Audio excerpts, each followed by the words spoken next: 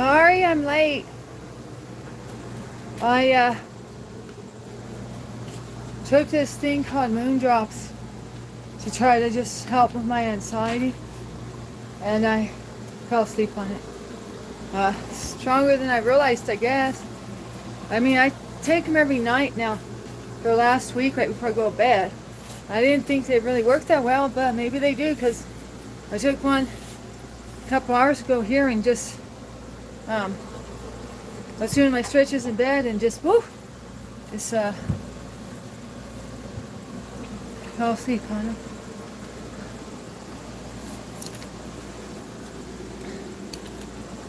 So that's why I'm all late and stuff.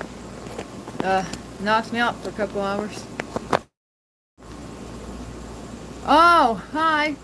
Ain't it real late over there, XXL? How late is it over there, brother?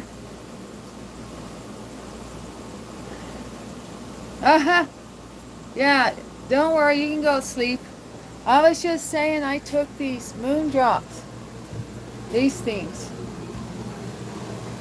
Just one. And I fell asleep for 2 hours. Moon drops. See them?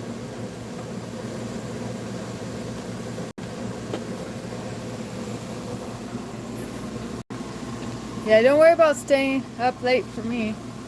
I mean, I already went to sleep myself. Hello, G. Mama went to bed. It's nearly 10. Wow. And Mommy was down for the count. That moon drop. Mom dropped at the moon drop.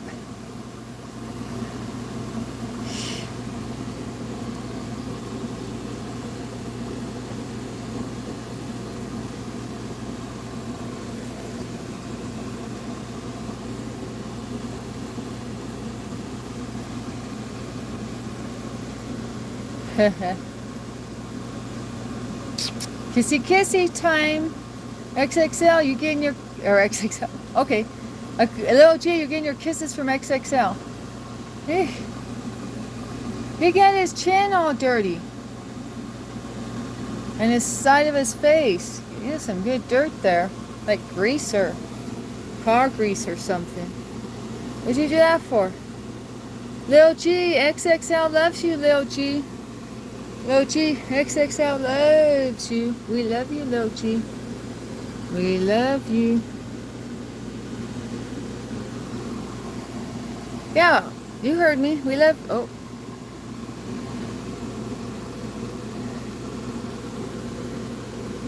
We love you, Lil G.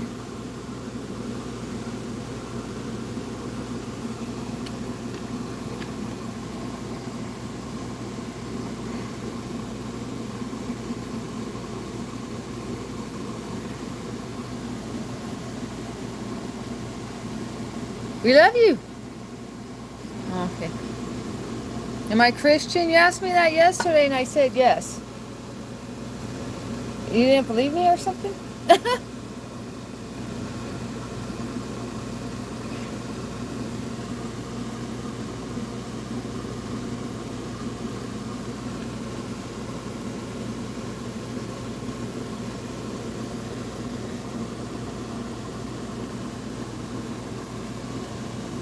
You've been around children all day? Really? Small children? Is that like for work experience, XXL?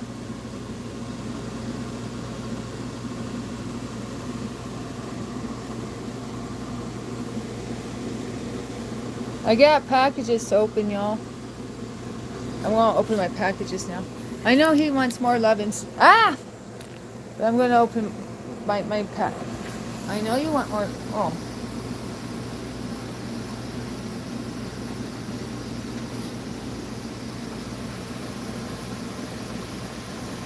Man, look at my eyes. Oh, wow. I slept for a nap and my eyes look like that? Dang.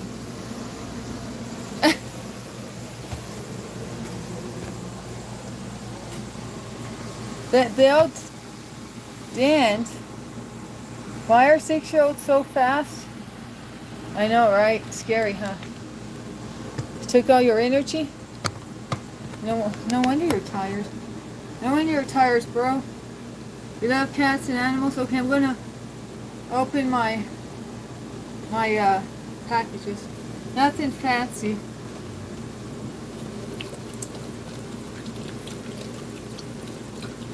Washing my hands.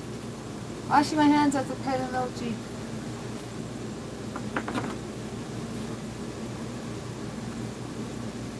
Okay, let's see what we got here. I don't know what's in this. Maybe I should check my order. But what could be in here, guys? I thought I was done ordering shirts and stuff. Maybe not. I can only think of a shirt for this. Oh, huh. I've been having my ups and downs.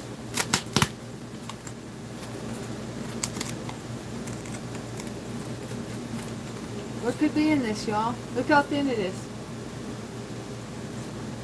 Try not to show the address.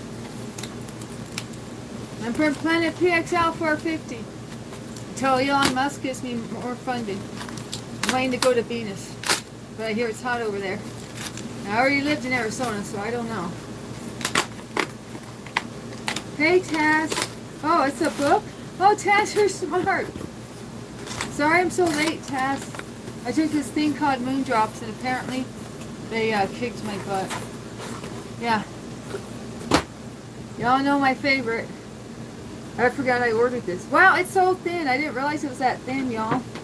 It's one of my sticker books, but for Snoopy. Snoopy, Snoopy.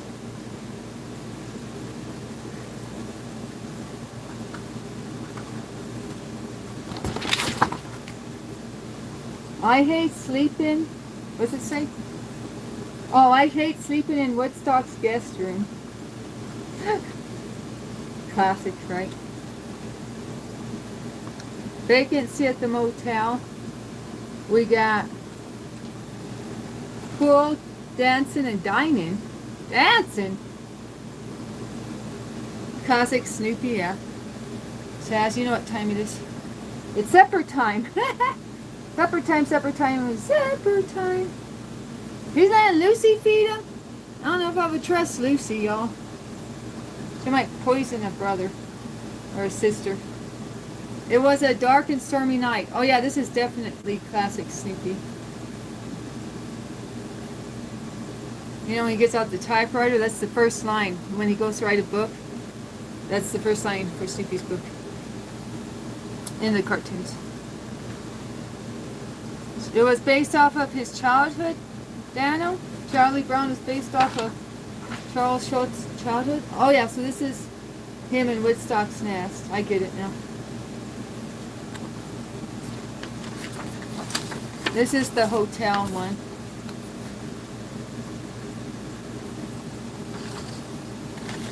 This one, I don't remember that one. Oh no. That one wasn't in the pictures, y'all. Is that Woodstock down there? That looked like Woodstock right there. You had all their books? Oh, that's cool. What are Moondrops? Apparently something I shouldn't be touching until it's like midnight. Or at least 9 p.m. Here, I'll show you them. I took just one. And I fell asleep for 2 hours.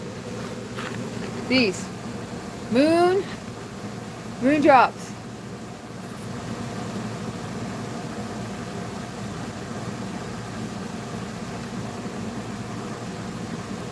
I don't even know how to say these words. Wait, it's got something like chamomile in it? It says chamomilla.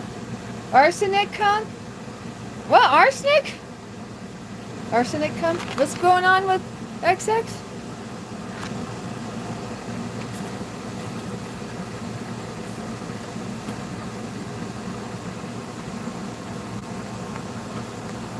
Oh, at the XX is at a what is it? It's just somewhere of small kids, but I don't know exactly what it is. What is that exactly, XXL? But XXL says she's trying to go to sleep, or should go to sleep, so. Kind of feel bad even asking her a question. Might keep her up. Now that she's a working man, or he's a working man. Those kids need to teach me how to do pronouns better. I bet they would, huh? Oh.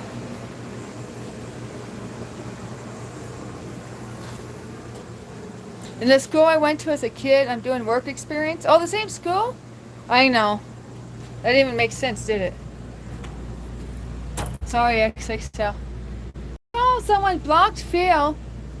Saw someone block that guy named Phil. I don't know what one of you did. I was looking in the chat and I was talking to him. I guess he was in my stream for the entire time yesterday.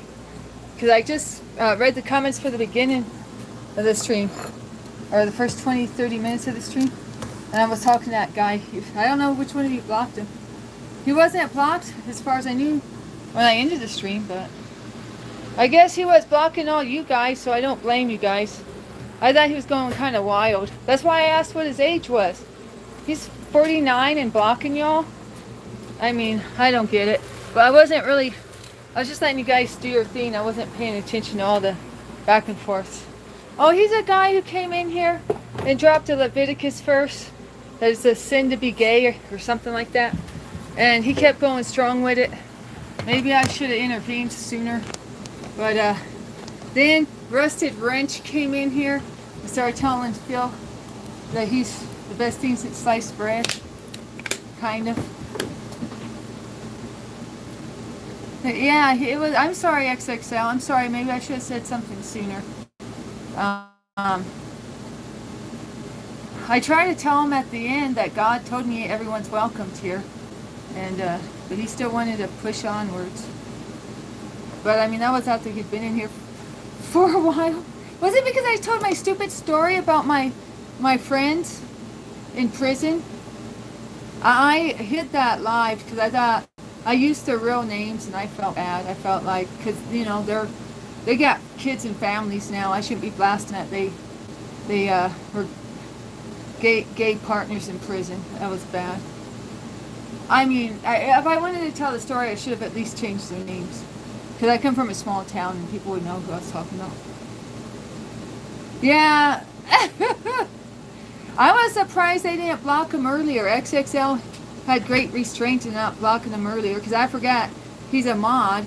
And then XXL mentioned, well, I could have already timed you out or banned you. So XXL let it run for the entire stream. And then at the end of the stream, he starts announcing he's booking everyone. It's like, what?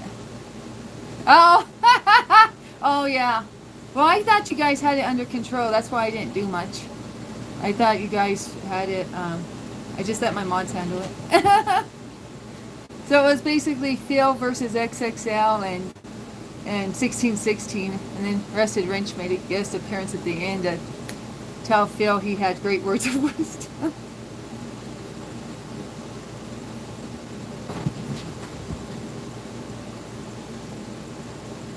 That.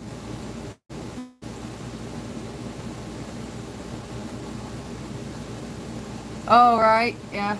Just see how far they go with it. The ops.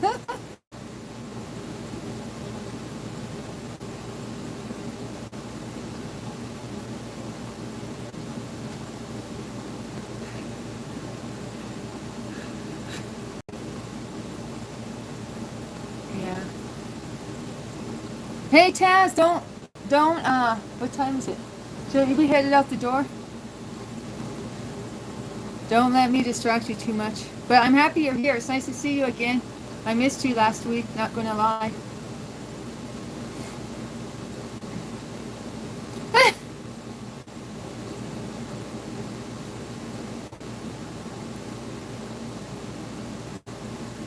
Anyways, I'm gonna open these boxes so you guys can see what silliness I buy online. They can't get out.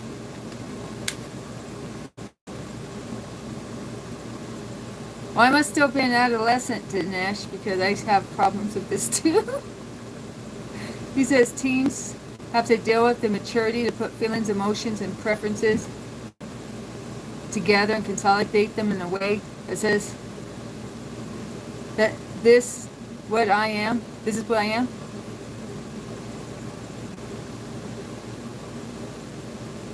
Oh, the work was what? Dang! You ain't guys don't get AC in there?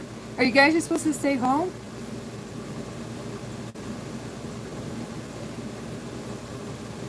Well, hey, it extended your vacation another day. I bet you're not complaining, Hunt Pass.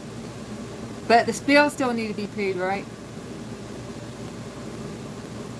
Hey, I remember that song, Father Time, you recommended me by Mr. Kendrick. He had a line that said bills still need to get paid in that. I remember that. I think it was that song anyway. 100 degrees. Now, remember, this is Fahrenheit, Vanch, not Celsius. So no, it's not like hot enough to boil water there. Yeah, 40 degrees. The XXL was quick with the conversion. No AC? You don't have AC where you work? No wonder you love AC when you hear it over here. Dang, the struggle is real. Orange warning? Yeah, that would be lobster in the boiling water at 100. Anyways, let's open my boxes of my household supplies. Okay, got it, XXL. You knew you weren't a girl at a young age. Wait, let me read it right. Okay, got it, XXL. You knew you weren't a girl that young. That's valid. I have come across stories of people who do procedures at a young age, be it medication or surgery, and after hitting 21, they regret it.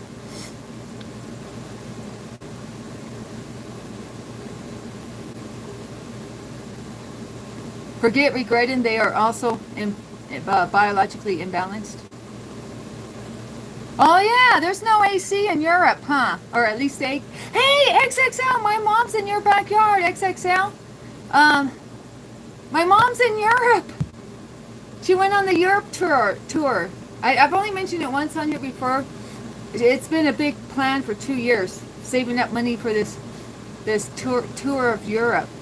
And so it's through the high school program here. So it's with a bunch of high school kids, and my mom's like a escort or chaperone, but she had to pay money. Or maybe she's just kicking it with Sarah, her daughter. So, granddaughter / daughter. Whoop! I'm very quiet. But anyways, I haven't been able to reach my mom because her perverted brother died. She's got a brother. That is a line from Father Time. Taz, yeah, that's the line from Father Time. Yeah, because they're is it because your electricity isn't set up for it, or their infrastructure? Because all their buildings were made like in medieval times, or a lot of them, or their buildings are like ancient compared to ours. They don't have the infrastructure for the AC. Is that why, XXL, or do you know why? I just read a book about spies in Europe once, and that was what they were saying was that the outlets are even in weird places too in the buildings, because the buildings predate the electric invention. I don't know, maybe they're just trying to make the book exciting. I have to ask my mom. And they run on DC instead of AC.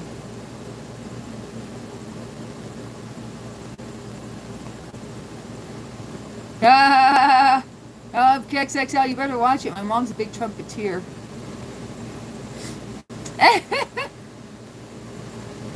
The government's CBA to put in the infrastructure, is that ban? The CBA a ban? Because they want the buildings to still look like they used to maintain their heritage or something? Okay, what did XXL say? Back to you. It's only 0.01% of trans people that regret the transitioning. Small minority. It shouldn't be fair to restrict everyone. So that's the debate on that. Hate-related deaths? Can't be arsed? Can't be bothered? We don't even say arse in the States. We say ass instead. Oh my. You're really British, XXL. Now I know you're really British. You threw arse in the chat. There's no denying it now.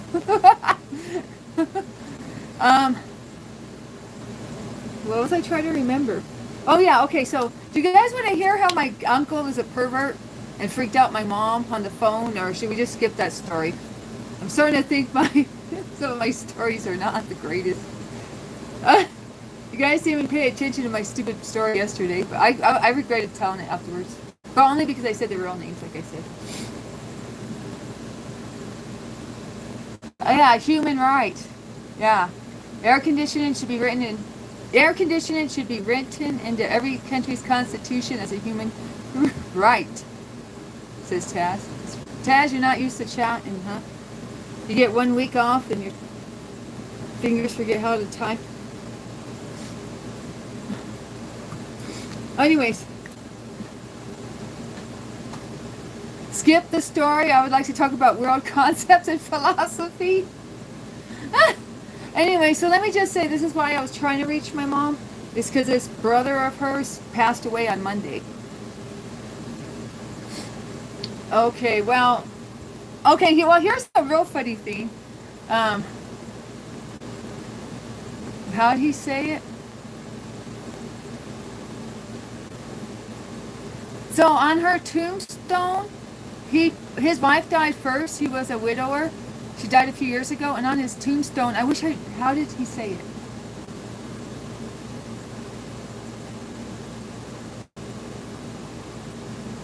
He put, I will love you even after you die. And then he put DYE instead of DIE, like dye in hair or dye in clothes. What else do you dye? I don't know if people hardly dye clothes anymore. We used to get RIT. Back in the old days, we'd get this little bean of RIT, little powder, dye our clothes, try to do tie-dye and stuff. But anyways, so he put DYE, I will love you even after you die. Yeah, tie-dye. DYE. So I called my mom and I was like, dude, I hate to let y'all know, but Frank misspelled die on his wife's tombstone. And my mom didn't even laugh. I thought it was kind of low-key funny. My mom said, oh, that was their inside joke because she was a hairstylist and dyed hair a lot. So they misspelled it on purpose for an inside joke. I was like, well, y'all be looking like hillbillies now.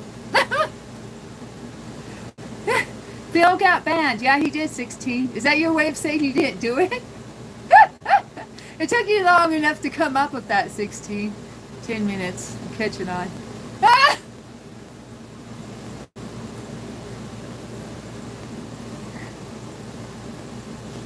Yeah, hillbilly jokes there. On tombstones, make it make sense. But so my mom started calling him and stuff. They didn't grow up together. They weren't raised together because my grandma left my grandpa because he took a paring knife. You guys know what a paring knife is? Let me look. He took like this. He took this type of thing. Well, it wasn't as fancy, back then. Just picture 1950s, 1960s paring knife. He took it and he tried to slice my grandma's nose off, and he was chasing my grandma around. And my mom saw this, and my mom was like 5 or 6 when he did this. So my mom grabbed up her 2 kids, my mom and her brother, and took off and booked it, and never saw him again. And so they didn't grow up together or nothing. They're split apart because of this reason. And so I'm thinking he was her half brother. So yeah, well, yeah. That's my family dynamics on that side. And my grandma told me that when she first went to Texas to visit his family, that they showed him pictures of his first wife. His first wife was unalived. And this is where Frank is from. Frank's from the first wife, the half brother, the perverted uncle. And my grandma said they sat her down and showed her pictures of when her husband was younger with his first wife. And she said she was a spitting image of her. Like he just found her and got with her just because she looked like his first wife. And I told my mom, Grandma right after my grandma told me this story, I told my mom, Grandma got so drunk last night, she got out the real crazy stories. I was going to say the pictures, but she didn't have the pictures. And my mom looked at me and said, no, I don't think it's a lie, Danny. I think I think that's true, that he did just find a doppelganger, or a twin, and married her based on her looks. Or that's how he got interested in her. And I was like, Grandma took it really far, though. She even said he unalived her. And my mom said, yeah, he probably did. He tried to unalive um, Grandma, so he probably did unalive his first wife. And I said, well, Mom, how did he get away with that? And she's all, well, they're in the Texas backwoods, 1950s, 40s. Ah! Ah! No, unblock Phil and ask Phil your question 16. I bet we could have a lot of fun. So anyways, let me get back to let me open these boxes and I'm going to try to open the boxes and tell the story. Be good at work. About why he's a pervert. These were just the other stories. These were just the other background stories. Yeah, you gotta listen to the story carefully. So, I'm trying to even remember how to say it right. I need caffeine, y'all. I need caffeine. Let me make some. Do I get some? I'll get some coffee. I want to make some coffee so I can get this story on the road. Ah! Nah! Phil is long gone, y'all. Phil's history. He's 49, and at the end of the stream, I told him, Phil, you're arguing with much younger people. Why don't you be the adult in the room? And he still wasn't behaving, so.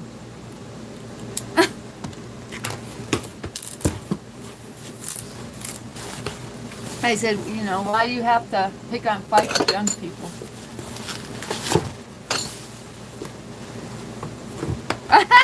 Yeah, 16, get crack a laughing. Oh, guys, this is embarrassing. I even ordered this, kind of low-key embarrassing. Would you order soda pop from Christmas time? Because the soda pop's the bomb, but you can't find the current flavors. They're all sold out, or like $40 for a case. So you find the $4 case, $3 case of Rambler from Cranberry for Christmas time. I'm pretty sure it's for Christmas time. Why Texas Christmas got snowflakes? Oh, because they ship it everywhere across the nation? I don't know. So this is my Rambler. This is made with limestone water from Texas. It's sparkling water, I guess, with the essence of cranberry. Ah! Oh, yeah. He came on here to let us know how Dean's are, since nobody gives it SHIT in his real life. And his wife just turns up the TV. Shut up, Phil. I'm trying to find the score for the World Cup game. Trying to find the score for Brazil versus Ecuador. Shut up, Phil. Okay. Oh, thank you, Dinesh. I'm trying to work on getting healthier. So maybe it's showing in my looks department. But anyways, okay, so back to the perverted Uncle Frank. So after his wife died, my mom went back to Texas. She went back to Austin. Oh, no, this is Austin. 80, Texas. No, they're from Waco. Yeah, my family's from, shout out to David Koresh. My family's from Waco, on that side. And they had a family reunion. And actually, my mom invited me to go. But the weather forecast said it was going to be 100 degrees plus. And Waco, I believe, is humid. And so I wasn't going to go because I was like, no, I ain't going nowhere where it's over 100 degrees in Texas. You gotta be kidding me. But my mom went. She's a real trooper. To see her brother. So that's how she reconnected with his brother a few years back. It's probably further back than I think. Now that I'm thinking. I think I even lived in, was I living in Eugene or Portland? I was definitely still living in Oregon, so it was a while back. And so she starts hanging out with this guy. Hi, Captain Melvin. Captain Melvin. Isn't that from a movie or something? Have you been in here before? There's been a Captain Melvin in here before, or I mentioned Captain Melvin before. Maybe it wasn't you. Because I don't remember the seahorse part, but hey. Okay, so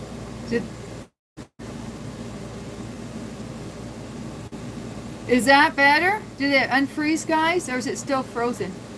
Can you even hear me?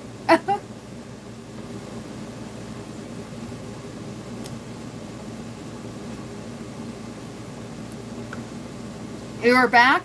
Are we back? Okay, guys, so I was just saying my mom started to talk to her brother at the reunion. Did you guys hear that part? And then, just out of the blue, out of nowhere, He's asked her, Uncle Frank asked her to repeat dirty stuff to him. He says, well, could you say this to me? Could you say that to me, May? And my mom was like, excuse me?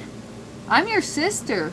And he's like, yeah, but we're only halfies, and I haven't seen you my whole life, so it don't really count. So can you just talk dirty to me? And my mom was like, well,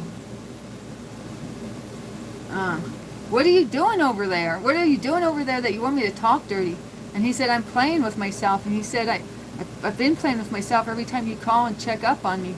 But I need you to start talking dirty so it gets better for me on this end. Ah! My mom was freaked out. And my mom hung up the phone. Ah!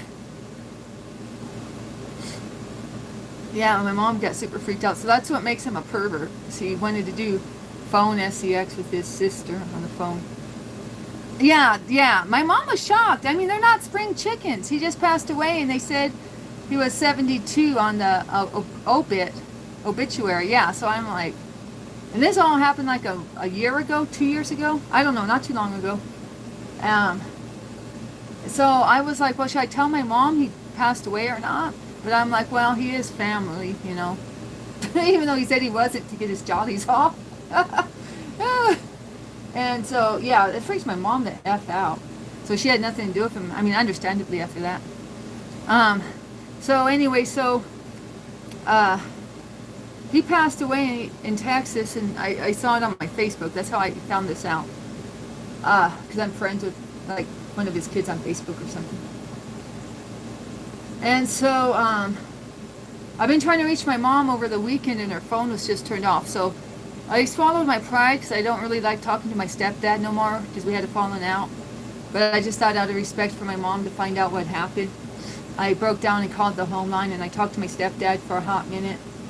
And I was like, do you know Frank, her brother? And he's like, oh, I've just heard a little about him. He's in Texas, right? So I don't think my mom even told her husband, because my stepdad would have been like, yeah, the weirdo, the pervert. He didn't say none of that. Unless he's trying to keep it on the DL and doesn't know what I know. I don't know. But I doubt it. I think he don't know. So I was like, oh, yeah, he passed away on Monday. And he's like, oh, okay.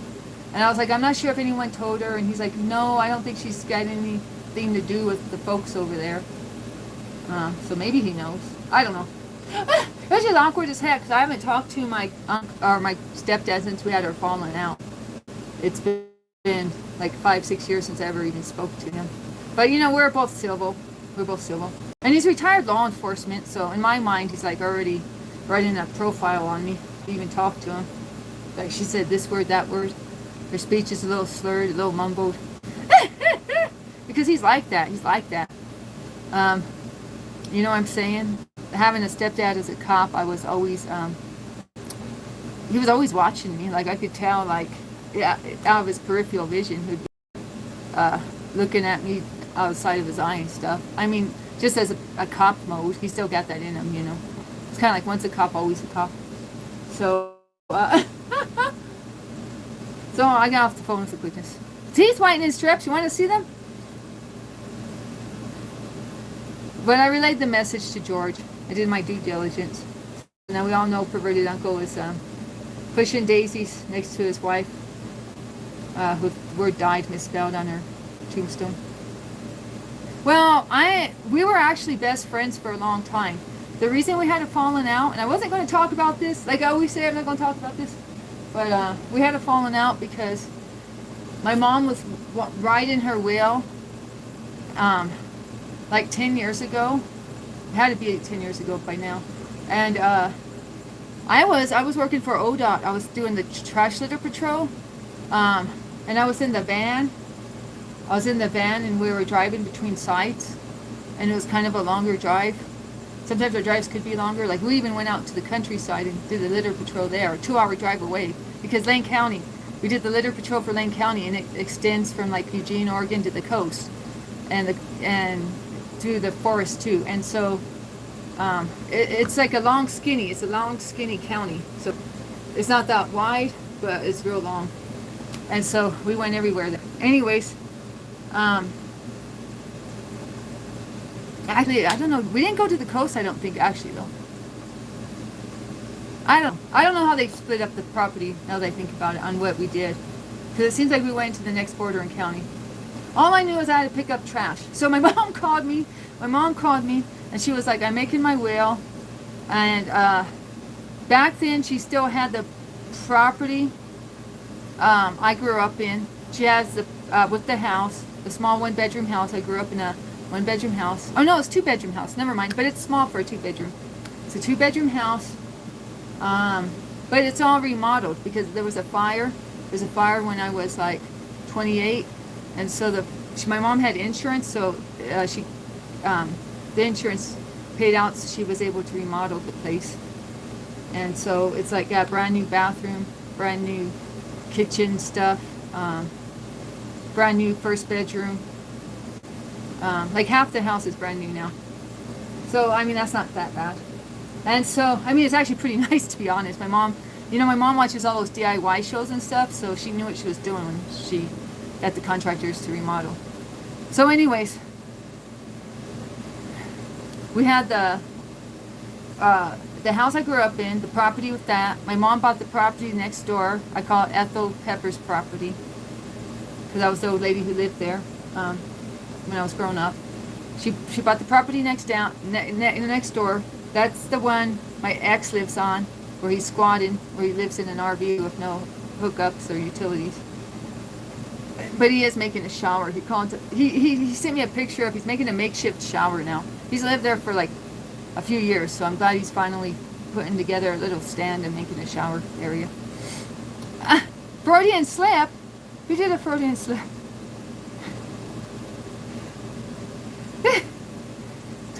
Dinesh, what are you doing? Chad's calling you out on it. Uh-oh.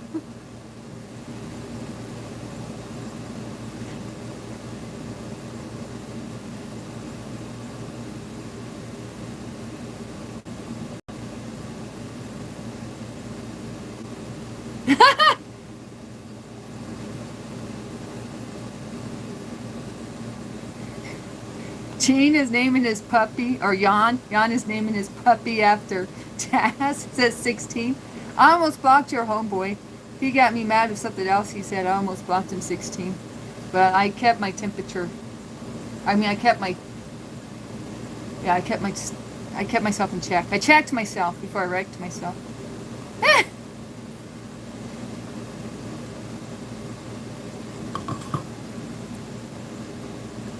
Anyways, so my mom had the two properties where I grew up in Lakeview. My mom has the property up on the hill. We just call it the hill. That's a couple acres. Not quite a couple acres, I think. I think it's like 1.75 acres. But I don't really know. And then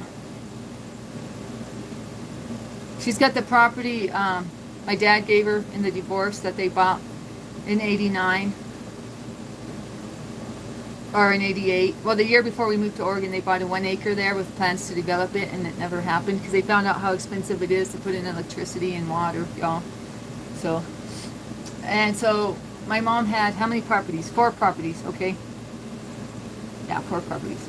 So plus she lives in the house at the time. And plus she was living in my stepdad's house, right? So she called me and said, which property do you want? I'm going to divide these things up between you, Dina, and Blue. Between your sister, your nephew, and you. And what do you want? I guess maybe Sarah was involved. I'm not sure. You know, her youngest. So she was like, okay, tell me which property you want, Danielle. And I said, Mom, they're your properties. It's your will. You do as you want with them. It's called your will, not Danny's will. So I said, but you don't need to give me anything, Mom. Don't feel pressure to, like, I'm not going to feel some type of way if I don't have any expectations. I don't expect this, that, or the other. So, Mom, you just do what you want, and I'm not, no hate or nothing. Because I will respect your wishes, right? I said all this, right? And had my coworkers were listening, and they teased me after they said I did a little girl's voice. They said, Danny, when you talk to your mom, you do a little girl's voice. They said that you could do your kiss ass voice. They called it my kiss ass voice. They said, we heard that voice before. That's the voice Danny does when she's trying to get extra toppings on her Subway sandwich, or talking to the boss or something. Your voice turns all syrupy, Danny. They're all teasing me. I remember that. That was funny. We like to tease each other, you know. I said, I don't do that. They said, yeah, we know you, Danny. We're on to you. Anyways, so then I said this out of my heart to my mom, you know, in front of my coworkers and everything. And I had witnesses. Not that it mattered, but I mean, everyone knew where I stood, except George. Except George. So a couple weeks later, I'm smoking the ganja. I'm smoking the wacky tobacco, the devil's lettuce. Y'all know what that is? And my mom calls me out of nowhere, and I try not to talk to her anymore when I'm under the influence, because these calls seriously go south. But she called me, and I was under the influence, and I forget what we talked about, but I know that she had a bad habit of not knowing how to hang up her cell phone, and the call just kept going. And so I was high as a kite on the 4th of July, and I heard my stepdad start talking to her after she thought she hung up on me. So she said, bye, Danny. I said, bye. And so she thought she hung up the phone, but it was still going. I could hear my stepdad talk to her. And my stepdad said, who are you talking to? And she said, Danelle. And he said, why are you talking to that gold digger? I told you all she wants is all your property, Mae. I told you to watch out on your wheel, because she's going to try to get a lot from you. And don't let her persuade you into giving her a lot of stuff in that will, okay, Mae? And so I was like shocked that my stepdad thought of that way towards me. I thought we were like best friends. I mean, I thought we were really close. It shocked me that he thought I was going after my mom's stuff. And especially since a couple of weeks prior, I had let my mom know I didn't need it or want anything. But evidently she kept that under her what do you call it? I don't think she shared that information with him the way he was coming at me, or talking about me behind my back. Or he thought it was behind my back. He thought it was behind my back, but I heard every word. I was like all giggly. That's the only reason I didn't even hang up the phone call. That's how come I remembered that I was stoned, because I was all giggly, like, ha ha ha, she forgot to hang up the phone, hee, ha ha. And then all of a sudden it was like, boom, there went my high.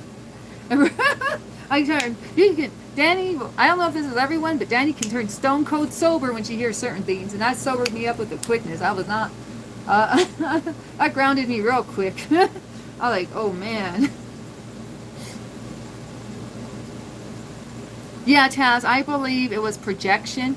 I believe he's the gold digger, and that's why he was calling me a gold digger. I mean, I came up with that a lot later. You know, after I started learning about projection. I still don't know much about that, but, you know, I put the two together. I'm like, that's probably him. He probably wants her property. He probably wants to inherit everything. He's probably thinking, dang, those kids, they're Jimmy's kids. They don't deserve nothing. His family already thinks they're better than everyone. His family's real snobby. So, well, in particular, him and his sister, they're big time snobs. So, they think they're better than everyone. So, because they come from a small town, and they're big fish in a small pond. Big fish in a small pond. They come from a small town, and they got the red carpet treatment there, so, you know, they still got that in their head that they deserve special treatment. But they, you know, they're no better than anyone else. They put their pants on one leg at a time, da-da-dee, da-da-da. Anyways, so yeah, that was a falling out. And then when I went to live in Grandma's house, because that's when I lived on the block. That's when I lived in the hood, or the Oregon hood. It ain't much of a hood really, but we do have hood rights and all that. But that's where Granny's house was. Grandma's house was on the block, and so I lived there for like a little over 2 years. So, you know, one of my mom's properties, she inherited that from my grandma. Oh, I forgot to mention that property when I was saying the properties. Yeah, there's Grandma's house too. Um, at the time there was. So I was living there, and I went over to my mom's place, George's place, and we had a real falling out. Where, he got in my face, his belly. He's got a huge beer gut. Well, he hasn't drank beer in a long time, but he used to get drunk and fight Indians. He used to get drunk and fight Native Americans at the bars. That used to be his weekend fun. But that, I mean, I'm not going to judge him for that. I've never judged anyone for, those years are way past him. But because of that, he's got liver issues and stuff like that. At least I believe so. So anyways, he's just got a big beer gut. That's all I was trying to say. A big gut. And so he got right in my face. I could feel his belly touching my belly. And I was like, dude, I told him, I said, get your damn belly off me. I said, you need to back up and get your belly off of me too. So we exchanged words at that time. And it got pretty heated. And I think I surprised my mom with the way I stood my ground. She was proud of me. She was actually proud of me with the way I stood my ground against him, because he's a big bully. He bullies everyone. He did the same thing to remember my cousin with the wife who didn't find anything on the menu at the Chinese restaurant in the hood? Do you remember that one, guys? My cousin who had to order the saffron on her made to order lunch. Okay, so my cousin also came down and stayed down there for a while. And George, like 2 weeks or 3 weeks after I came, and George got in his face and did the same thing to him, and he ran off and cried. My mom said she literally saw my male cousin Matthew. Well, I gotta start using fake names. Excuse me.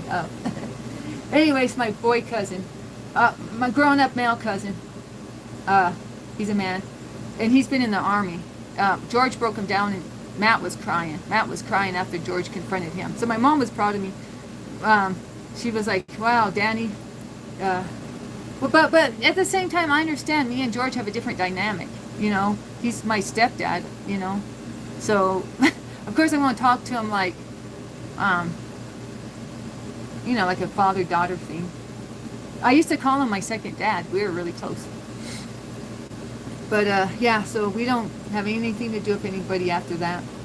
And, or anything to do with each, we don't,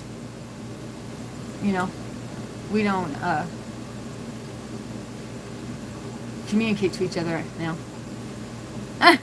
Except I broke down and called just because I was wondering why my mom's phone was off, and I was trying to tell her the pervert uncle passed away. So that's how I got to talking to George. So now my story's all tied up. And George is my stepdad.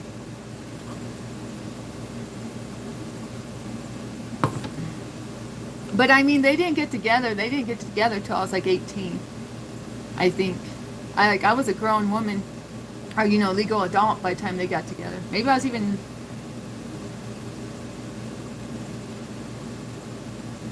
oh gosh, I want to say, well, anyways, you get the picture. I wasn't he didn't raise me from a kid. I was in my late teens by the time they hooked up.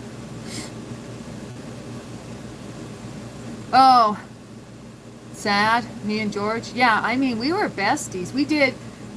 He tried to get me to become a cop. He encouraged me. He took me out to shoot his Glock a few times, but he always let his darn dogs run around. So then I told him I didn't want to go shooting anymore, because that gave me anxiety, shooting his gun with his dogs running around. He had 2 dogs, a German short hair pointer, and a little dachshund. I guess the dachshund was low enough to the ground, he figured I couldn't shoot it very easy. A little wiener dog. And that was actually a rescue dog from another family member. We had a rescue dog from another family member. And okay, so I mean, we'd go out hunting for pheasants. He would get his shotgun, and we'd go to where his old stomping grounds where he worked. You can shoot for pheasants over there, so we'd walk around, but he didn't train his German short hair very well. It's a pointer, so it's supposed to point, when they go like this with their paw. and they point towards the bird, and you know they line up their body and everything. You know, that's what the pointer's supposed to do. Well, this pointer was never trained, so she chased the birds instead. So we never got any pheasants. She was out of control. But I mean, it was just an excuse to go out. To be honest, looking back, it was just an excuse to go out and walk around with him. And I always took walks with my road dad too. My road dad and George, we both took long walks together and little hikes. Well, not really like hikes, but you know what I mean. Like we'd go on like designated trails and stuff like that, but they were flat. Both me and my stepdad. So I felt like he was my second dad, you know, till that time. Oh yeah, those dogs. Yeah, he had one in real life.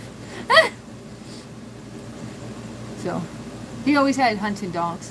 When my mom and dad, or stepdad, see, I even called him my dad right now. I mean, this was for real. He was really like my dad. And so when they first got together, he had 2 old hunting dogs. And this dog was to replace those 2. It didn't work out though. Yeah, her name's Dandy. That dog, Jocelyn. She was named after a shotgun or a rifle. Jocelyn. I don't know if you guys have ever heard of that. So, you know, he paid probably like $600 for this dog. They're not cheap, you know what I'm saying? And I mean, and this was like a long time ago back in the day, you know, more like $1,000 now, you know what I'm saying? But, so the dog's name was supposed to be Jocelyn, the short hair pointer's name. That was her name when she was adopted by George.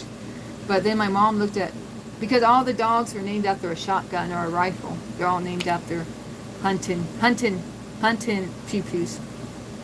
So, I don't even know what a Jocelyn is, but that was the story I was told. So my mom was like, that's an ugly name for a dog. And she told George, the dog don't want to be named Jocelyn. George asked my mom, how do you know, May? And she said, the dog told me. And he said, well, what'd the dog tell? He said, oh, May, come on, the dog's not talking to you. Of course, he said that to her. But, so that's how Jocelyn turned into Dandy. So he said, well, if you don't want her name Jocelyn, he's a female dog. If you don't want her name Jocelyn, what do you want her name, May? George asked my mom. And my mom said, well, let me think about it. So then Jocelyn was a puppy at the time and was jumping up and down and running around. And my mom said, isn't Jocelyn like just a bundle of joy? And then George said, yeah, she's a dandy. And my mom said, wait, George, what'd you just say? He said, yeah, she's a dandy. My mom said, that's it, George, that's her name, Dandy. But I always thought my name's Danny, or Danelle technically, is what they call me. But Dandy, I felt like it was a takeoff of my name to keep it real. I thought the dog was named after me, like low-key, Dandy.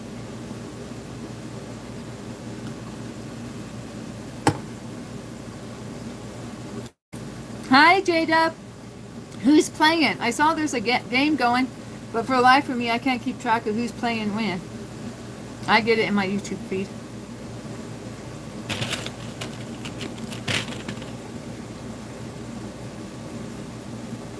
Oh, XX left? See, I get so deep into my lore.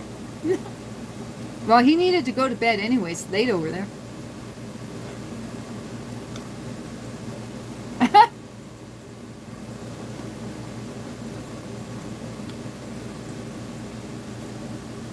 I'm all slumped over. This is good for carbonated water. I like these a lot. These Ramblers. It tastes better than the average ones that I've had.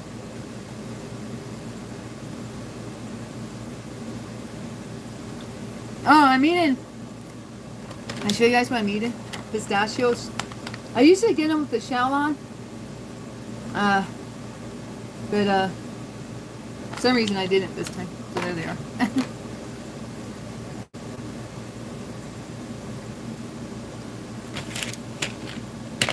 So I'm wearing my pistachio perfume, eating pistachios.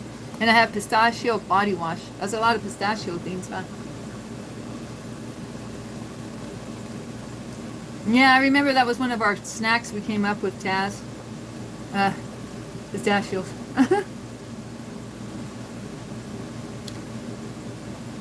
Yeah, I haven't seen them. I've only seen them online. I bought this on Walmart online. I haven't seen them in stores. But you know I don't get out that much anyway.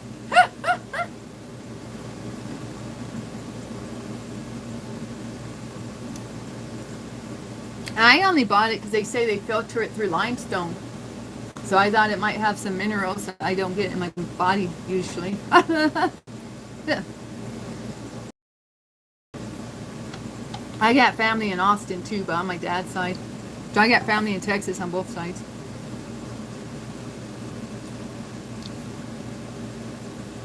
But I believe my other family, see, all my dad's siblings were adopted out. So I think that sibling actually moved to Texas with their adopted family from Kansas. So I got my cousins over there, my 2 cousins,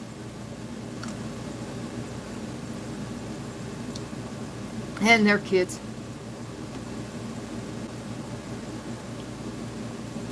And the aunt passed away by now. I mean, I know she passed away. I sent my condolences when she passed away. So all my uncles and aunts are passing away, y'all. Kind of makes me think about my mom, to be honest. That's why I told her to go to Europe. Told her she wasn't getting any younger. She asked me. And I low-key was jealous that Sarah and her are going to Europe. And I never went to Europe, but hey, I told my mom, you know, you're getting up there in years, better see Europe while you can.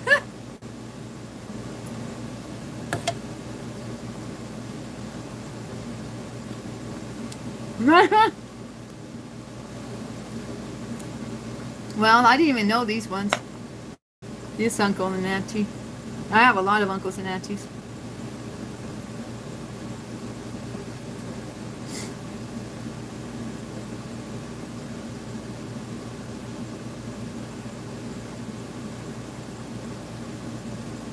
Yes, they're salted pistachios. Why? I'm supposed to get them unsalted? Yeah, they're roasted and salted. Am I supposed to get them unroasted and unsalted? And no fun? Right, the first time you came in my chat, you were telling me I couldn't eat chips.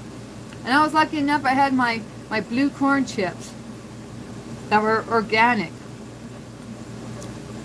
I gotta watch it with snacks and Ryda's around. Ryda don't let me just eat anything.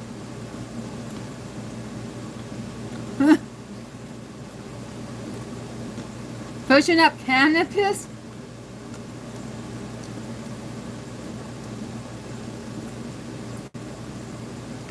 I know. I'm like, let me have at least some fun around here, Huntask. Don't take away my salt.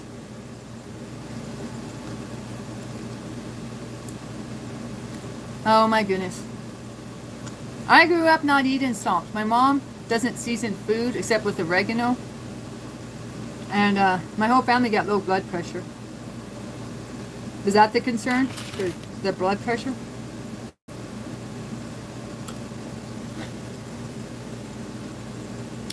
Well, that trainer I'm following, he said I got to put salt in my water. Himalayan pink salt. You know, that Nephilim salt.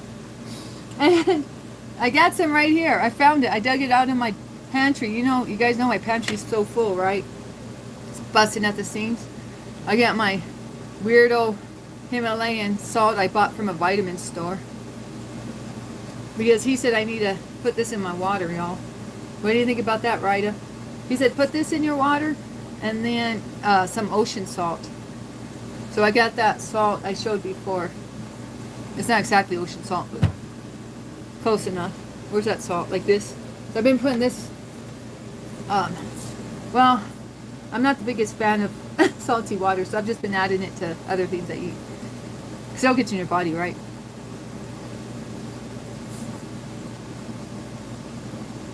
Yeah, and I got this one, and then I got the one from the Celtic salt.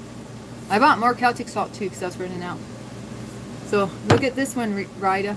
I know I showed you all before, but Ryda don't come in here that often. So Ryda, look at this one.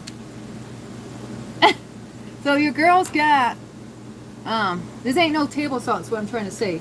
Oh wait, I ordered the refill for the one I just showed you, but I have the other one too. Hang on. Y'all think I'm crazy?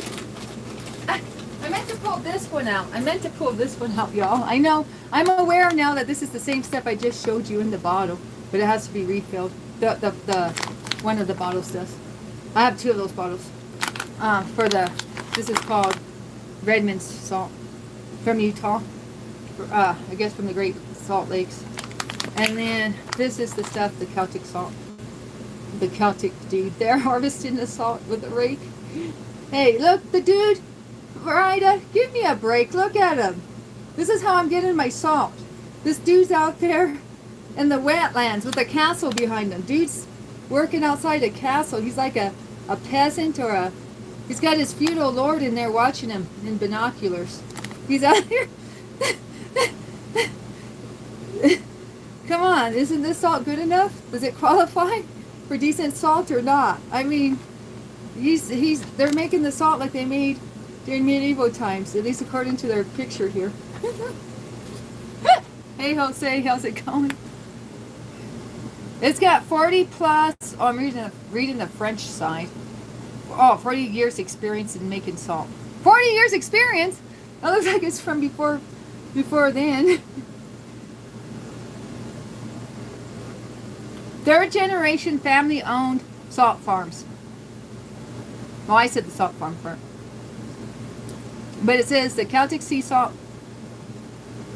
is being 3rd generation family owned. We choose sustainable practices to preserve the planet. Oh, great. Come on, dude.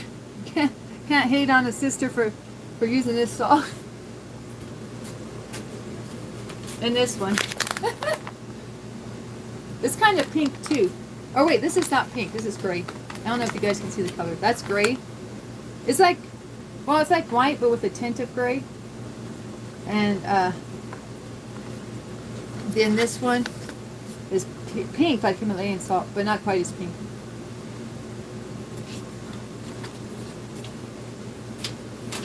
And then, look at this. I got kelp for iodine. I got kelp for iodine because I took the iodine out of the table salt, but I don't have table salt. But I bought this because everyone says, oh, there's no iodine in the table salt. You need iodine. So I even bought my iodine, rich in iodine kelp. I think this is probably a marketing gimmick. I won't lie.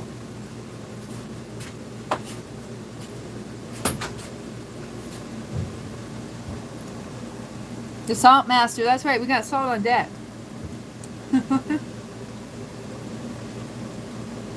But yeah, these are pre-salted, but hey. I'm doing good. And you know, mostly.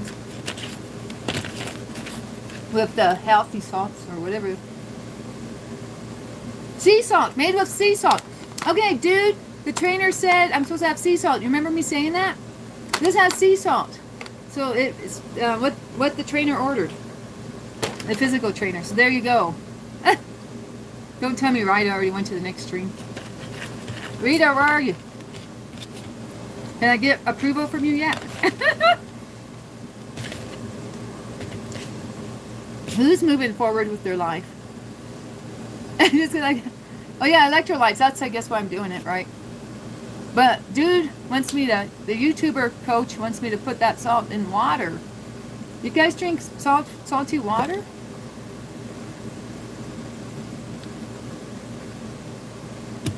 It's okay? Okay, Rida. I'm not sure about this one, though. I've never seen this in the stores. I just ordered it through Swanson. But it says table and cooking salt. You guys see the percentage of Nephilims in this?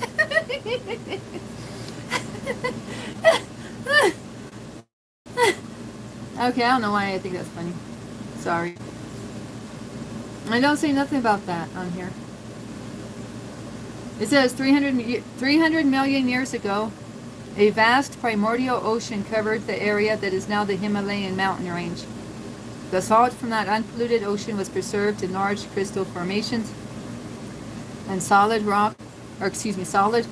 salt crystal blocks are hand-picked, washed, and sun-dried. Hand-picked, washed, and sun-dried, y'all. Then the blocks are hammer-crushed and sieved in various size crystals. You believe that? I don't know if I believe all that. I think they got a bigger operation with more technology than that. Unsalted water. Yeah. Well, he says it's to help with the, because I'm doing the fascia exercises. His name's Ryan Shanahan. I'm doing his fascia stretches. He says it helps with the fascia, with the, whatever. Whatever it does, it's supposed to help with the fascia.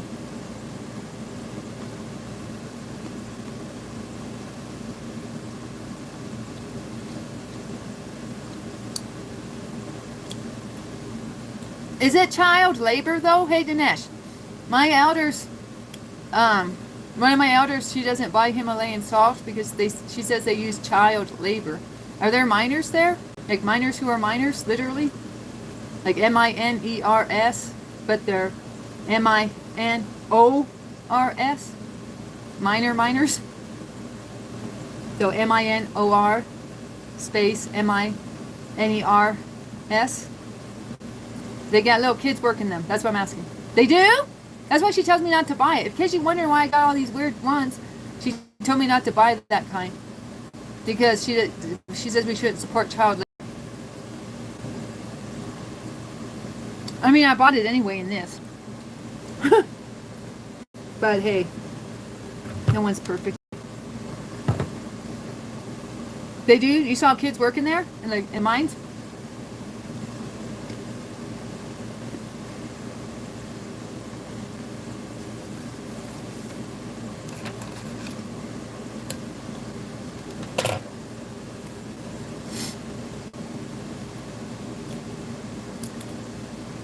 So they really do it by hand?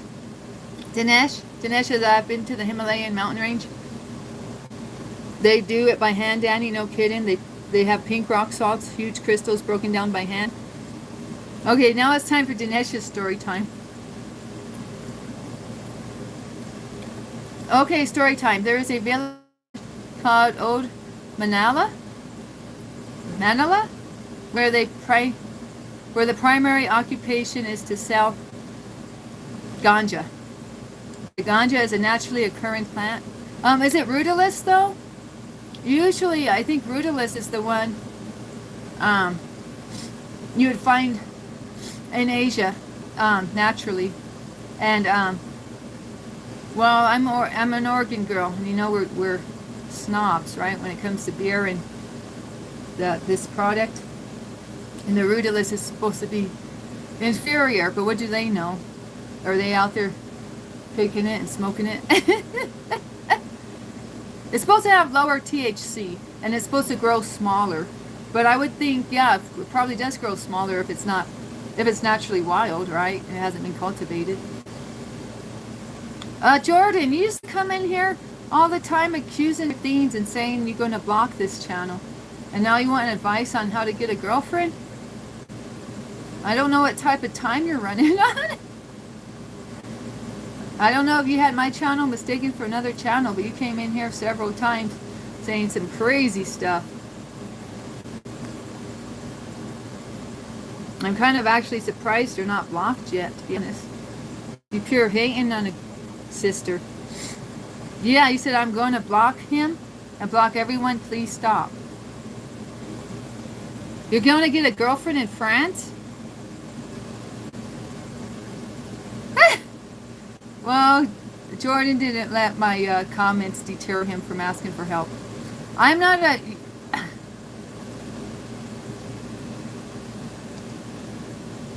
I don't know how to get a girlfriend. I never had one.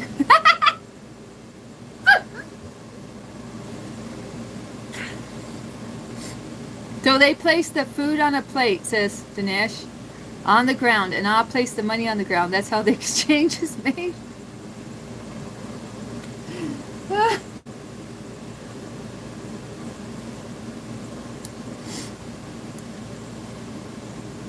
I don't know, how can that guy get a girlfriend? Why do people always come in here with dating advice? Does something about me look like I give good dating advice, or is that just social media and I'm not special?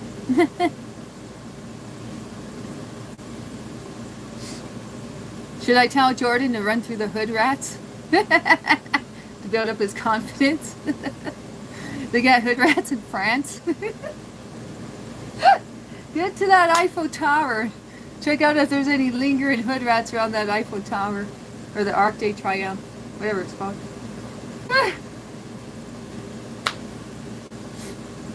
Oh, I'm missing the plot? I did read the last comment. What happened? Is a comment other than that one? I read both the comments. Are there more than 2 comments I'm supposed to read, Dinesh?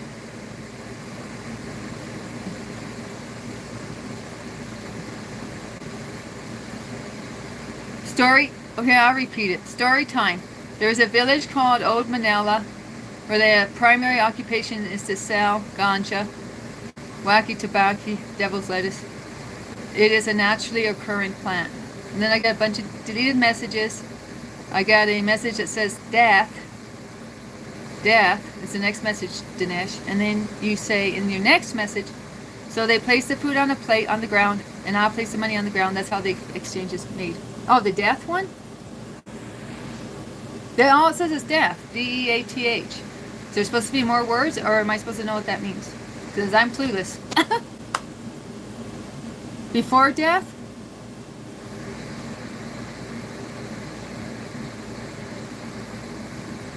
There's no comment before death. Oh wait, it's hidden. Okay, sorry, it was hidden. Okay, it says, these people believe to be the descendants of Alexander the Great. They believe they are superior. So after entering the village as an outsider, I am allowed to touch them. Or not allowed to touch them, right? If I touch them, I will be stoned. Oh, George needs to go live there. Him and his sister think they're better than everyone. Maybe they're Alexander the Great descendants. These people believe to be the descendant of Alexander the Great. They believe they are superior, so after entering the village as an outsider,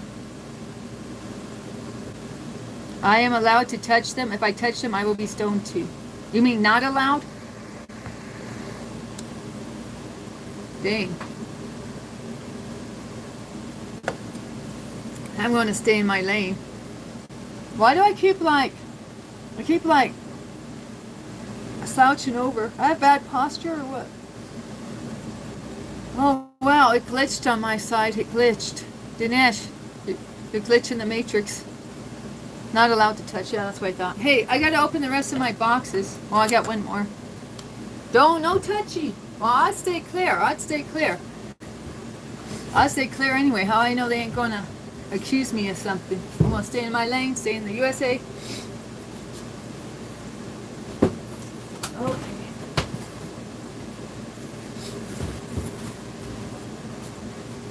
Well, Dinesh, how do you get a girlfriend? Ask Dinesh. How do you get a girlfriend, Dinesh? How do you get a girlfriend, guys?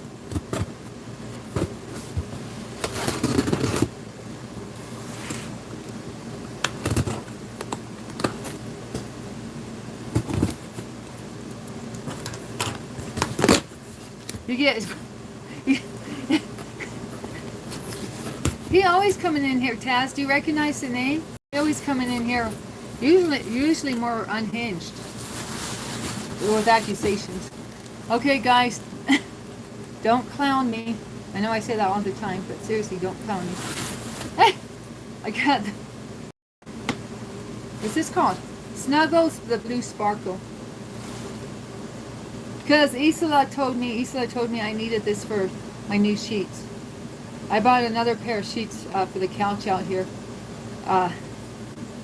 And I was saying they felt odd to me. But now they're nice and soft. I guess they just...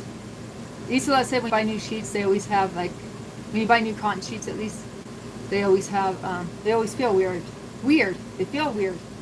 But these are bamboo. Or actually...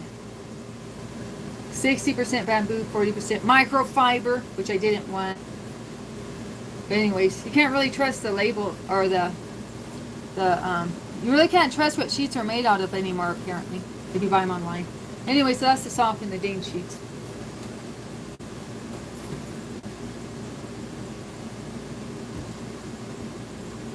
But they already feel soft. They already feel soft enough. Isla knows a lot about homemaking. I'm impressed with Isla.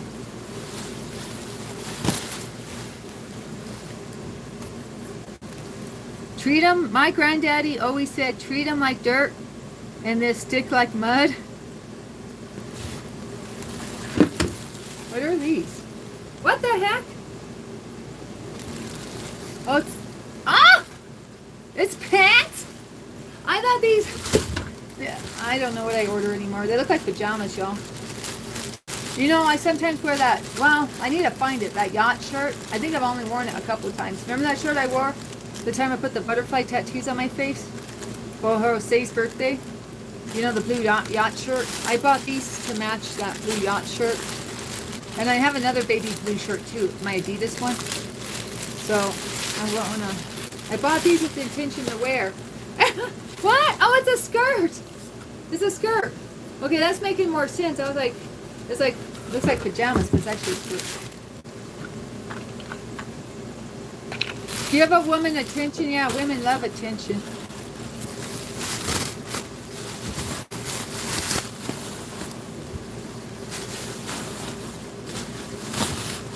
Okay, so there's my skirt. I don't know. It was on clearance, of course.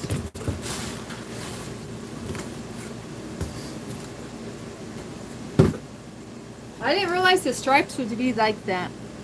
I mean, you could barely see the stripes. I thought they were thinner online, but I don't care. It looks kind of big, don't it? Don't look like it on the big side. I'm going to put it on, see if it falls off. Give a woman 5 bands and a Prada band.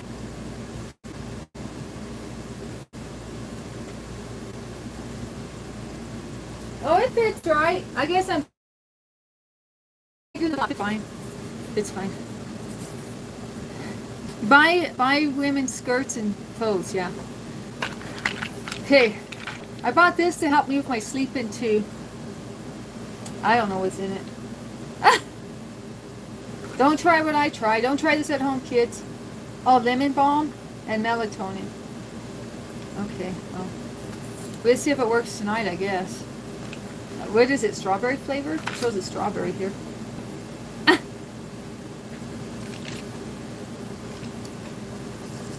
Women are wearing more dresses nowadays? Really, Jose? I hadn't noticed. Are they back in fashion now? Back in style?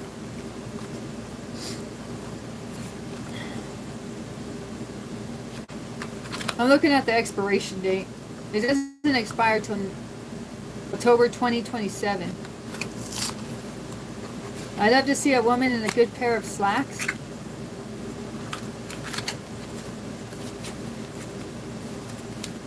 Slacks? Not pants? Slacks? Not jeans? Slacks? What are slacks? Like dressy pants? Like office pants? Do you like the office attire?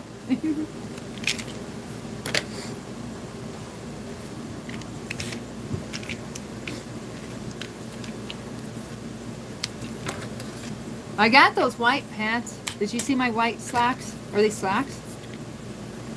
I never wore the shirt that goes with them. Or, yeah, my golfing shirt. Golfing top. Oh well.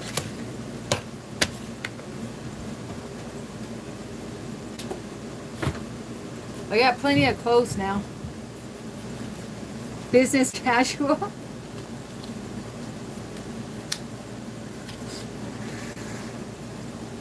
Hi, Skeetum. What happened to Matthew O'Day? His grandpa die or something? Oh, your father died? Oh, sorry for your loss, Matthew. He's in heaven now. He's in a better place. Just think of that, Matthew. But yeah, that's hard. The door fixed? Yeah, somebody was a smart aleck. Jose, did you see someone was a smart aleck and put in my chat, pray to your God, and if the door opens, I will convert to Christianity? So I said, okay, I prayed to God, the door opened. But he didn't say nothing.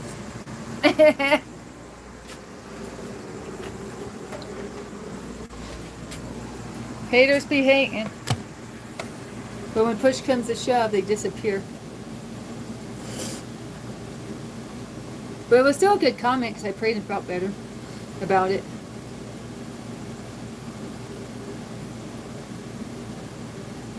I have this chicken to eat, but I don't know if I really want to eat it, y'all.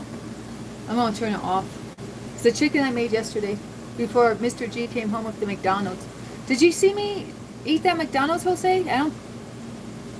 If you didn't see me open the door, you probably didn't see me eating the chicken, but I ate one chicken strip from McDonald's and I got sick. Within 15 minutes of eating it, I got sick and I had to go to bed last night. I cannot eat stuff like that no more. I don't know why I thought I could. And it was after I ate this chicken. It was really a dumb move. I was already full from eating this chicken I have here. And I just ate one piece. And I stuffed myself and then I felt like crap and went to bed. Yeah, that was Mr. G came home with chicken strips and cold chicken strips and cold french fries. And I know I can't eat cold french fries. I know that for a fact. And it always gives me a stomach ache. And but I ate one chicken strip and regretted it. I didn't expect him home that early yesterday because he told me he was going to be out till late at night, and so don't expect him home. And I was surprised he even told me that. He usually don't tell me stuff or tell me his plans like that. But yeah, but he was. I don't know where he spent the night. He spent the night somewhere last night, but I have no idea. So, because he left here like Saturday 2 or 3 p.m. and then he came home around the same time yesterday. I don't know where he spent the night. I don't know, should I ask him? Well, we're not really talking now, so I guess not. Anyways.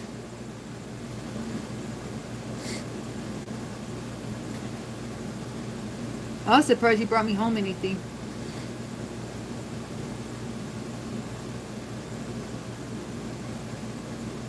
Oh, the drama? Well,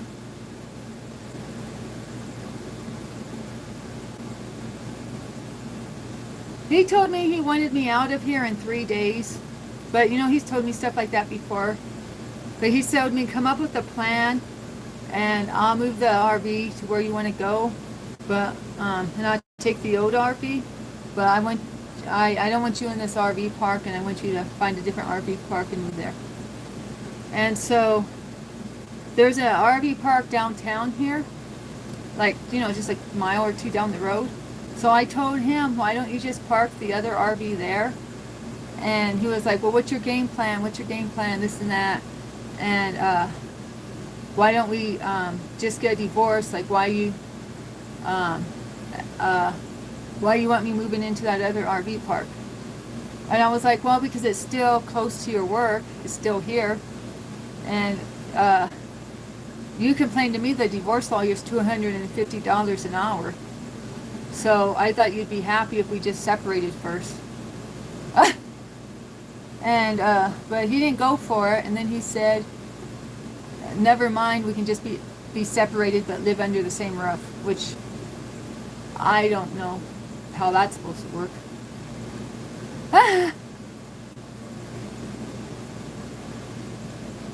So yeah, I guess he doesn't want me even in the same town as him, but I thought that was a good plan for starters. Yeah, because he kept asking me what game I'm playing, so I thought that was more projection.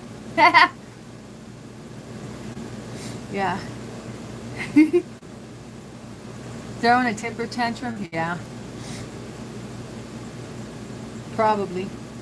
So anyways, because we don't have the hitch to move this RV, and it cost us $800 to move it like 2 hours down the road on the highway. Maybe 2.5 hours down the road on the highway. I don't know. I was driving behind the mover, and I went to the gas station, got a burrito, and took a little rest before I got back on the road. I told the driver that, and I think he got mad at me for that. But I really needed it, you know, for that excursion. To eat and take a break. Ah! But anyways, yeah. So I mean, if it costs $800, well, we were charged $700 to move it and $100 for wait time because we weren't ready to move when he showed up at the, you know, scheduled time. So I mean, so it's $700 to move it like 100 miles or so. I don't know where he thinks I'm going to move it. That's very far from here. That's why I thought it'd be best just for him to go to the other park. Just for now, you know, like baby steps or whatever. Ah! But anyways, put the baby back in the crib. Feed him. Oh yeah, anyways, that's enough about that. But that's what that's what I was all excited about, was where I was going to move, and then not anywhere is the answer for now. Ah!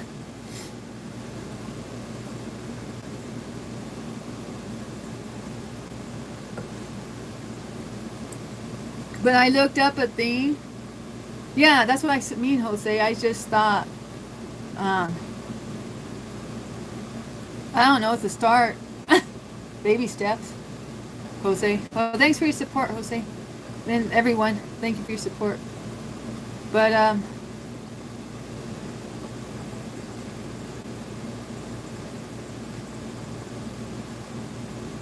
then he started talking about us moving to Oregon. And so then, I thought, well, that might be good because I'll be closer to, you know, quote unquote home. But,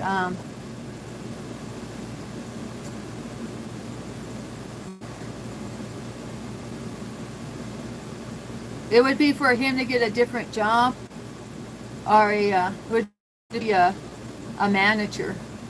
And I don't know if he really wants to be a manager.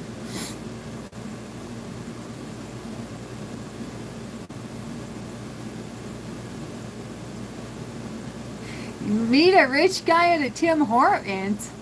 Well, that's pretty specific. Are they like everywhere then? Do you see a Tim Hortons on every block? See them? Yeah, only time will tell. Well, I kind of got myself upset yesterday because I was looking up reasons people divorce. And I got to this thing on Reddit where it said divorce lawyers tell me what's the real reasons people get divorced. And one of the divorce lawyers said he was been a divorce lawyer for 15 years or something like that. And he said, here's the 5 reasons people get divorced. It's not because someone's a cheater or because they grow apart. Here's the real reasons. And so I read reason 1. Oh, that don't apply. Reason 2, that don't apply. Reason 3, I'm feeling pretty confident. And then reason 4 is there's a child develops a serious illness or long-term illness. And I thought, oh, that don't apply, right? We don't have kids. Don't have to worry about that one.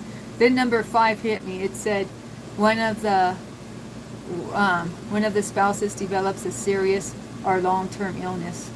Number 5. It was like, boom, there we go. Boom, there it is.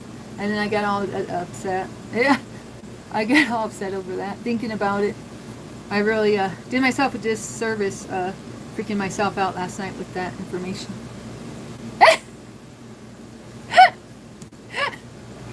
Gosh. So I'm just, yeah, so, but it kind of hit me like, I think reality kind of sunk in when I read that, to be honest. It was like, before that, I don't know, it was kind of like, it did make it feel real, to be honest. It was like, that hit a little too close to home. Ah!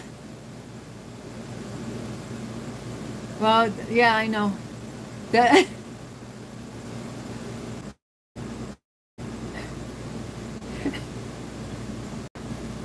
See, you know when it's getting too real, when it gets too real, we freeze up.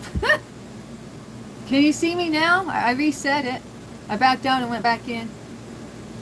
Live by the sword, die by the sword. That's all I was saying. I don't know if you heard me say that. About the age difference. But yeah, you know what? He's got some time off for the 4th of July. In his industry, they usually get time off for like 4th of July and Christmas. And sometimes this company, they even be giving you, like, because it's a Mormon company, or that's what I call it. They'd be giving you extra time off for even like holidays like Easter or something. Okay, but let me get back to what I was saying. So he's got some extra time off for the 4th of July. So I was thinking of telling him, why don't you go back to Arizona and see your parents and talk to your parents about it? Because, you know, just so he gets some feedback and support from his side. And maybe he can think straighter about what's going on. I mean, plus get him out of here. Oops, I say that. But I'm just trying to think of, you know, because I don't think with him having extra time off for 4th of July, I mean, every weekend is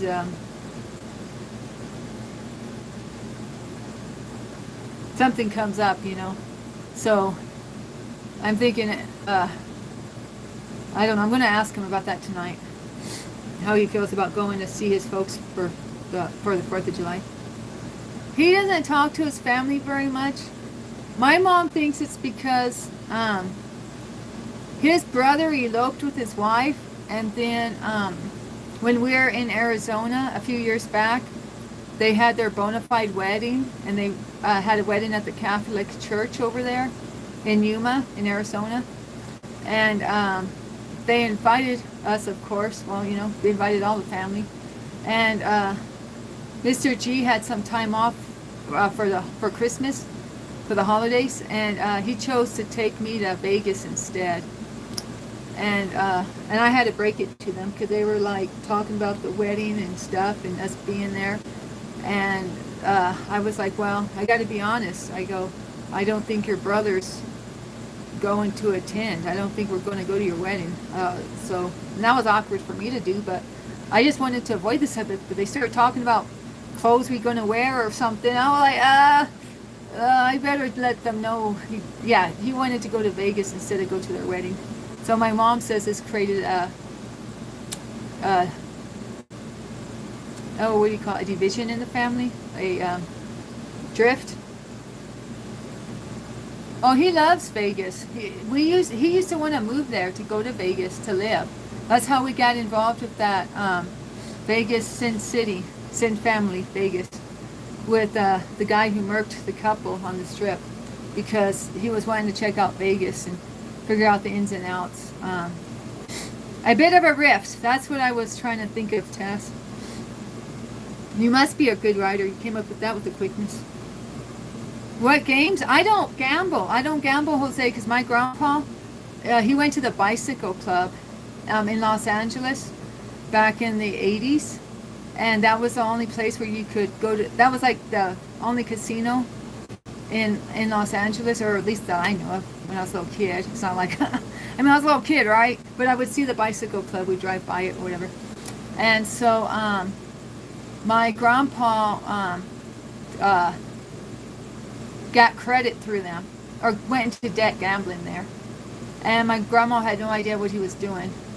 Not until he passed away and she got the letters, she got the bills with his massive gambling debt.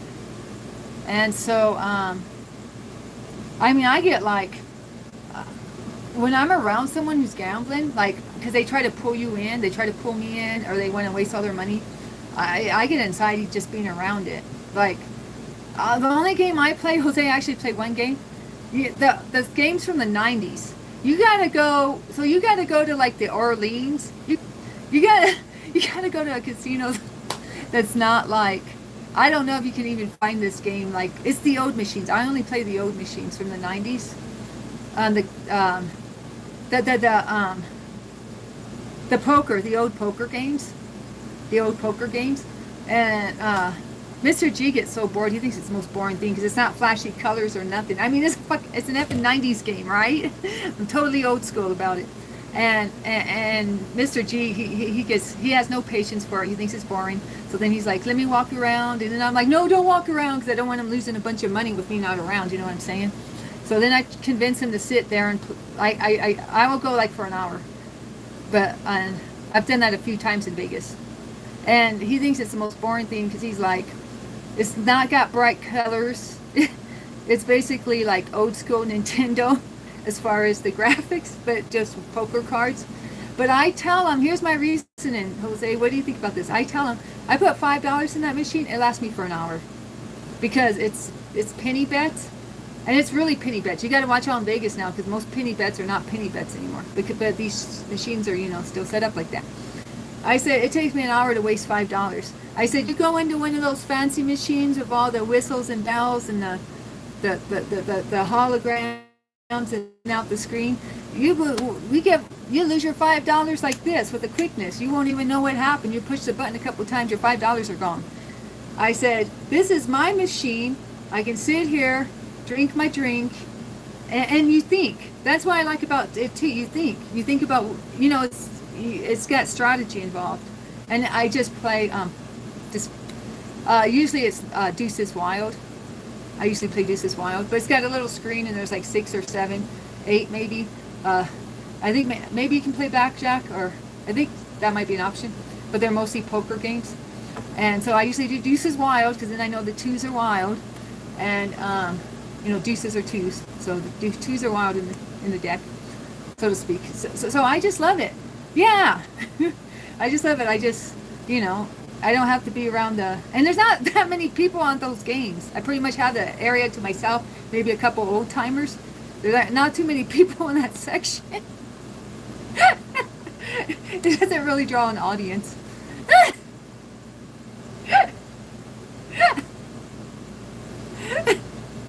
But anyways, that's what I did when we went into the Orleans.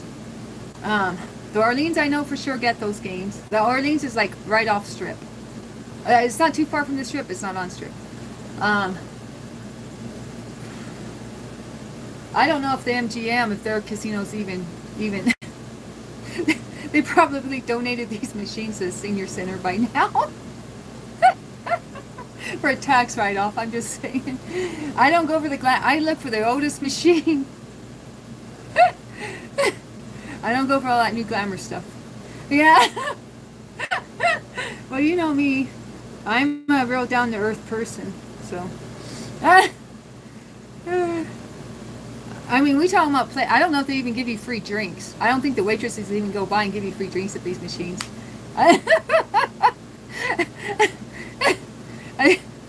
don't think it's even part of their route. But hey, I'd rather spend $5 on an hour on a machine than get a free watered down drink and lose 100. Or, is the drink really free at that point? But anyways.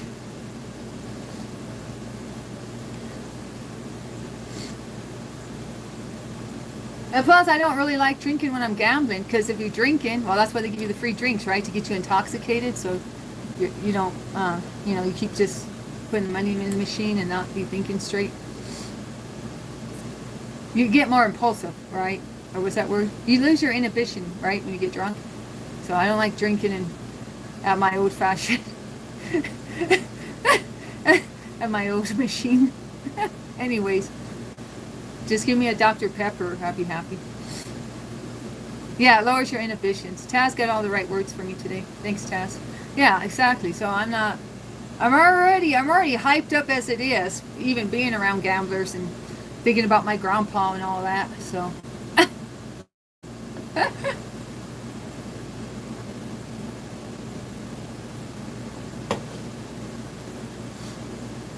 Anyways. You only gamble when you're depressed?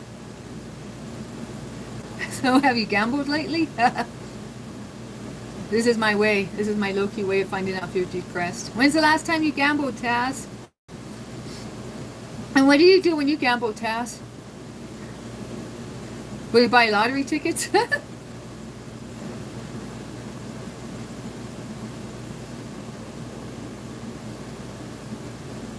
I think that's true for a lot of people, actually, Taz, now that I think about it. I'm just saying, when I go in the casino, those people don't look very happy. Especially you go into the casinos in Oregon, only the Indians can operate them. And so they're only like usually by the reservations. And most of those people are senior citizens gambling away, I guess, their kids' inheritances. And they for sure don't look happy. I mean, I've seen them where they look like they're homeless. They look like they're homeless with ratty, tattered, uh, holy shirts. And we don't mean the holy shirts from the baptism. We mean you see through their shirt to get holes in it. And I'm trying to figure out how they got money to even gamble. You play craps on the corner?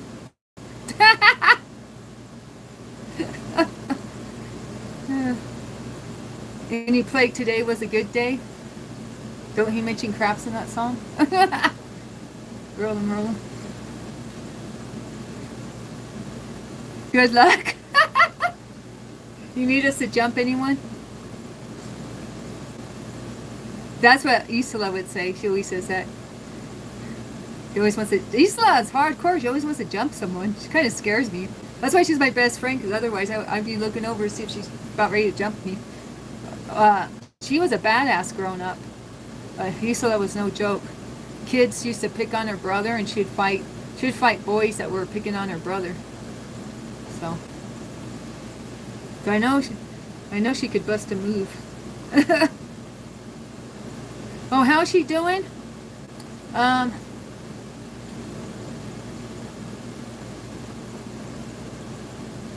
Well, you know, she's going through a similar situation that I'm going through. She's been going through it longer than me.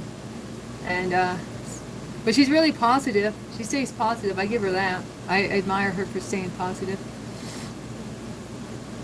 But yeah, she deals with a lot of drama too, shall we say. But, she gave me a beautiful long prayer, over the weekend. She stayed up texting me on Saturday, and sent me this long, beautiful prayer. So, but I mean, I guess she's doing about the same as usual. Not really better, not worse. Kind of just hanging in there, you know, going through it. Just to be honest, going through it, you know. But I don't think it's like any worse than usual. Sad to say. I mean, like it's not, I mean, I don't, I guess, I feel like she's stuck in a rut. I hate speaking for people, but I think it's safe to say she's stuck in a rut. I don't think this would be a surprise for you guys to hear, you know. I don't know what's going on with her mom, Jose. I need to ask her about her mom.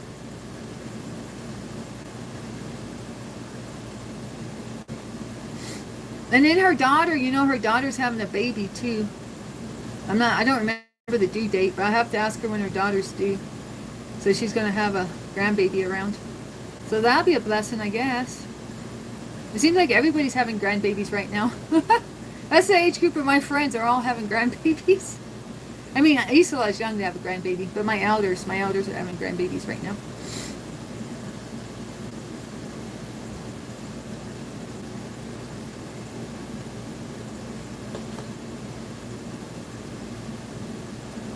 I mean, I know she's been missing her dad. She misses her dad a lot, you know. No, you're not blocked, Nora. I can see your comment. But why do you think you're blocked is the better question.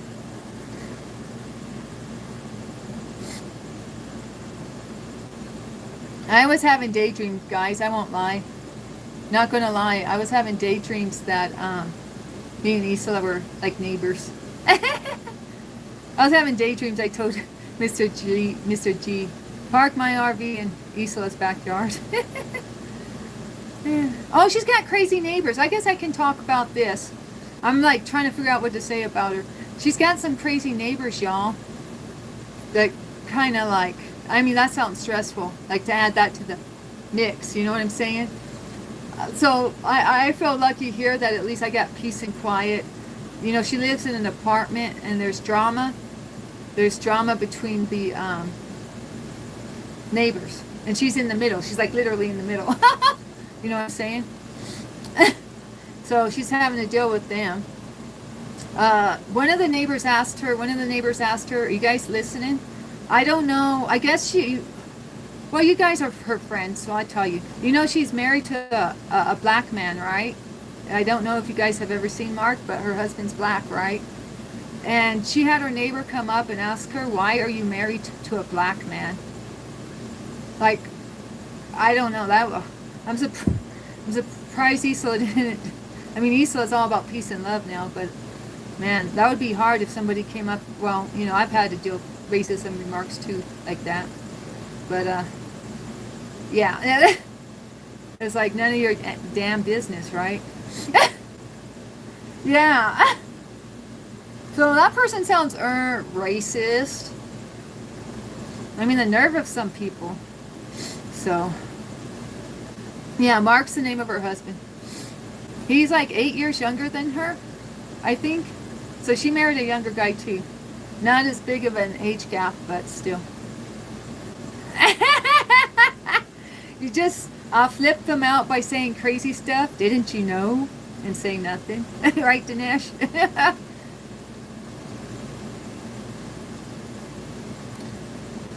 So.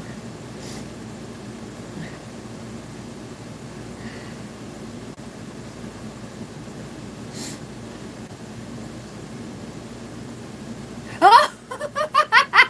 Are you teasing me or serious, Taz? I can't tell. Oh, you said laugh out loud. You're teasing me? Yeah. But she told me straight from the jump she was married to a younger guy, too.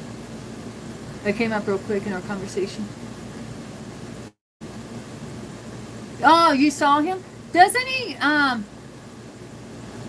mean, he's really smart and intelligent, and stuff. But yeah, he impressed me with like how he was responding to people like in the comments, the haters and stuff. I mean, he seemed really level-headed, but yeah, I saw that. I stayed in my lane. Dinesh. I didn't want to get involved, but I was aware of that. I mean, I was really into my stories, so I don't know exactly what went down, Dinesh, but I get some vibes.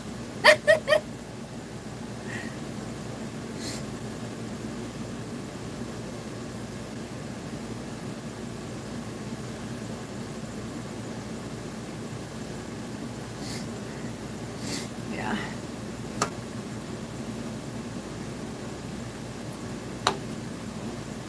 Uh-oh. Yeah, you're not supposed to tell Danny what goes down in the chat if she don't notice, right? She'll have to read it on the replay.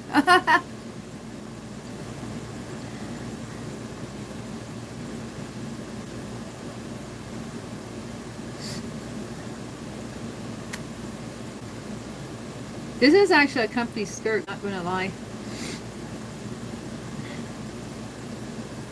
Wonder what it's made out of.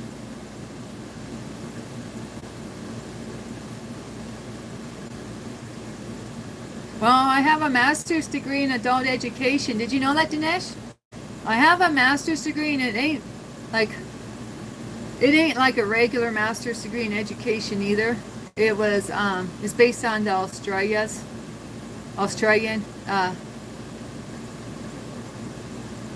teaching methods. So it's not even literally the degree I have, not the stunt or anything, but literally the degree I have, you probably can only get that type of degree where I went to school at in the USA. It was all hands-on. We did hands-on. We did activities to learn. It was almost like we were in like Boy Scout or Girl Scout camp. I'm surprised they even taught us stuff like that as grown adults. Sometimes some of the stuff we did was pretty funny. Like one day we got darts. My teacher got dartboards, and one time we played darts without keeping a score, and the other time we played darts with keeping a score.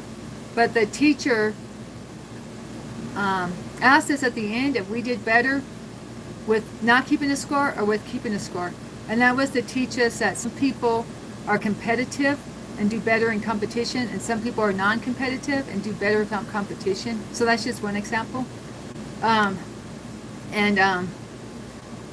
So we learned a lot about how people learn, or how people like we did a lot of like group building exercises, stuff like that. So it wasn't just like like for example, I never took a test. In grad school because they didn't believe that tests were an accurate reflection of a student's ability. So we did outcome-based education. So outcome-based education is you get a chart on the first day of school. you get a chart that shows everything that's expected of you, a 2-page essay, and the 2 or 5-page essay, whatever it is, 2 pages. I think it'd probably be bigger in grad school, right? Anyway, so it says you be expected to do an essay on this topic, and you must cover these points. And then there's literally a little check mark for every point you have to cover in the essay. So everything is very clear about the expectations. And so that's I got all A's and 1 B. And my only B I got was in my weak area was my research. That's why I never went and got my PhD, because I don't really care for research. And PhDs are all about research, usually. Maybe I could have found a wacky program like this one too, I don't know. But yeah, what type of subject would I like to teach if I was a teacher? Well, I loved teaching advanced English. I loved doing that. So, and that's what that's what comes to mind first. I'd have to think harder, Jose, but to come up with something else. But yeah, that's what first comes to mind. I had a lot of fun with that. But thanks for asking, Jose. I mean, in the past, I've taught, I taught math, basic math to middle schoolers, and as a tutor, and I taught like basic biology to about the same age group. So I have more experience. Well, I don't know, it's hard to say. I did a lot of things growing up, even like I was always like I used to teach the kids, and like even when I was in high school, I would teach kids, or teach my classmates things. Like I was just always been a teacher. Like I was born a teacher,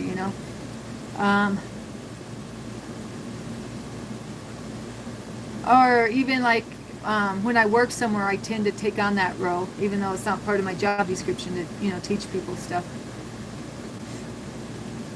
Research is your favorite? Well, then you and me got to get together and do a research paper so you can help me out, Dinesh. Did I ever model? Hey, Christlove says she used to be a model. No, my best friend used to be a model. I'm only best friends with a model. I'm not one.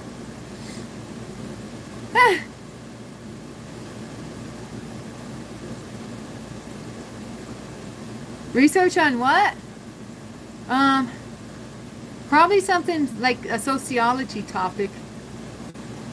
Probably something about figuring out how people's minds work, or how groups of people operate. I don't know how to say it. I don't know. What do you want to do a research on? What are we going to do a research on, Dinesh? How about you? What would you like to research on?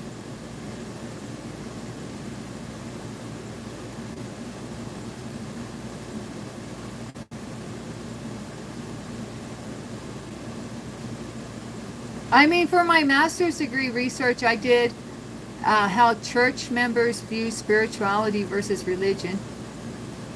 That was my topic. And that was before I even became a Christian again. That was when I was a prodigal daughter. And I wasn't even reading the Bible, or I was more New Age. It was more still, I don't know. I was kind of more New Ager back then. So I guess that's where the spirituality part came from. Maybe I was trying to figure out what I wanted to do in my own life, so I was going to study other people about it. Psychology, right? Yeah, something like that, Dinesh.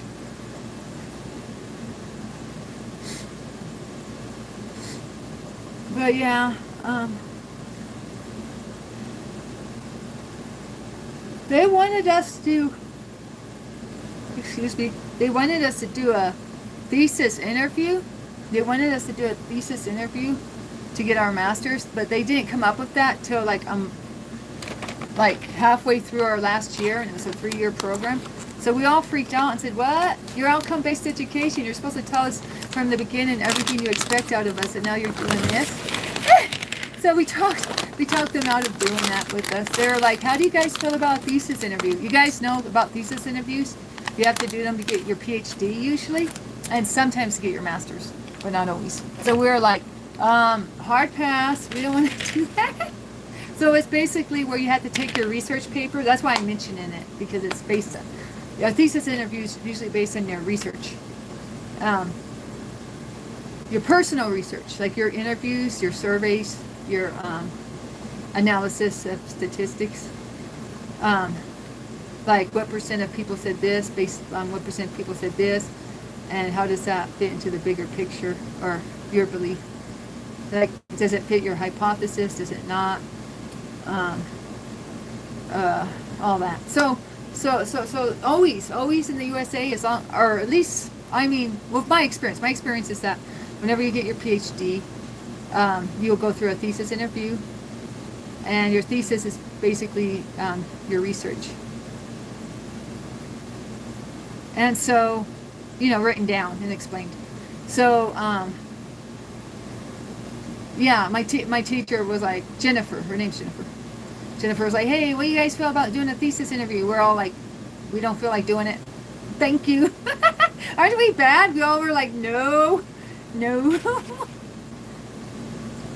No, Jennifer, we're not going to sign up for that. We're not going to sign up for more work.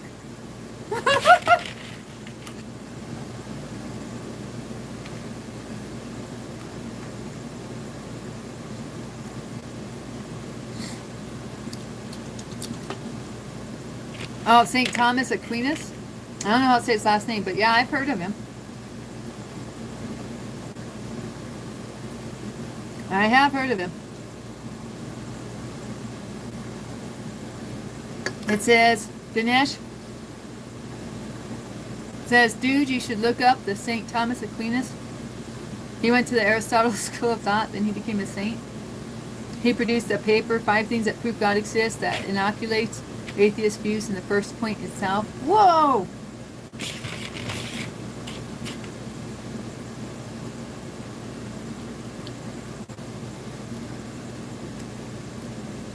But yeah. Danny's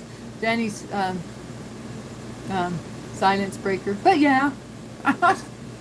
I mean way too many times. It irritates me, to be honest, when I rewatch my lives. I'm trying not to say I mean. Okay, you already said that. But I'm not perfect. It's just like a space filler. Is it YouTube? Dinesh, are you a teacher? You're giving us homework assignments? read this. Watch this video, read this book, and then give me a report in a week. Okay, teacher Dinesh, Mr. Dinesh.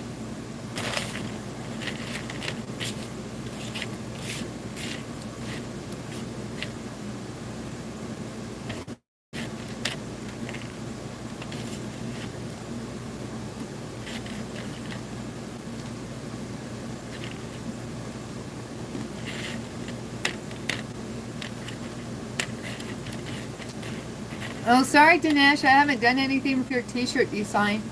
I love your t-shirt design. I think it's perfect. But, no, except for, did you give me a black cat? Everyone was like saying, Dinesh, you don't have a black cat.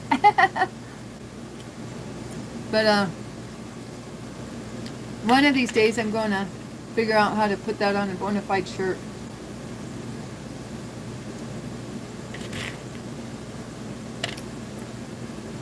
Dinesh says, my personal map to Jesus is Thomas Aquinas and Chosen.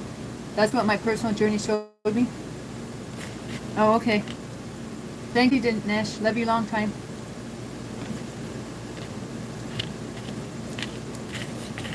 Pistachios are way too easy to eat if you don't have to unshell them.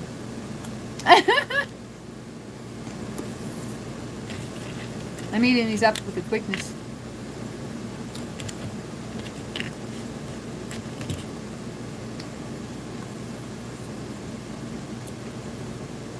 Thank you, Dinesh. I really appreciate all the time and effort you put into this channel. And sorry I didn't get back to you about the t-shirt sooner. But it has been on my mind. Floating around there somewhere.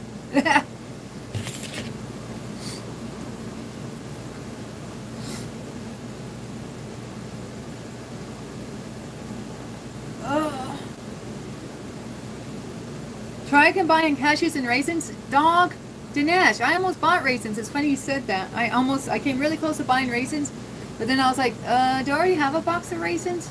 It's like one of those things I buy and I never keep track of, and then I don't really eat. But yeah, I was thinking I should eat some raisins. It's funny you mention it now. I even like to get yellow raisins sometimes too. You ever try yellow raisins? They're made from, I guess, green grapes, I would think. Yeah. The only thing about those is sometimes people say you shouldn't eat the sulfur in it. Like if Rida was in here, he would say, raisins contain sulfur dioxide. Nutty. You don't like them? Oh, you tried them, but you only like the dark ones? Oh, I like both of them. Oh, you know what I like even more, though, that I actually will eat? Have you ever tried dried cranberries? Oh, just like my cranberry soda I was just drinking. Yeah, I love me some dried cranberries. I like to put them in some spinach or some type of salad. That's yummy.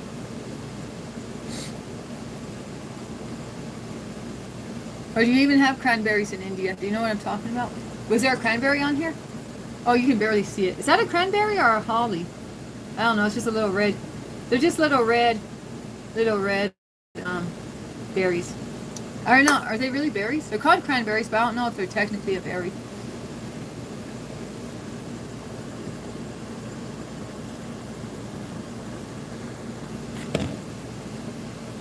You export them?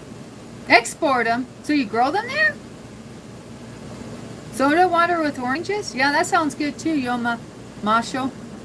That's basically what this is. This is almost like a soda water or a seltzer. I mean, but it's flavorful.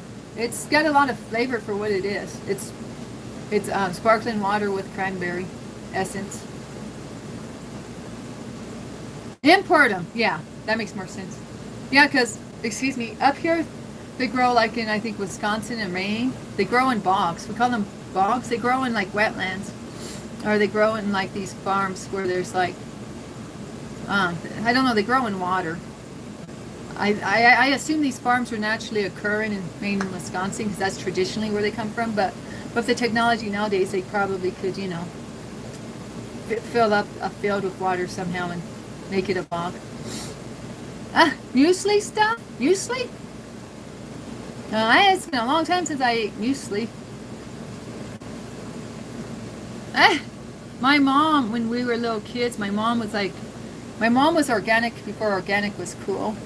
A long time ago, when we had the money to spend on organic stuff and the stores, the resources for it, because where we lived in Oregon, you can't get stuff like that. Or at least not back in the day. Probably not. No, not now either, probably. But anyways, so when we did live in Los Angeles, my mom was making a lot of money for being a professional clown, and even before she was a professional clown, just as a housewife, she would buy us muesli. You know, buy granola, buy all that stuff.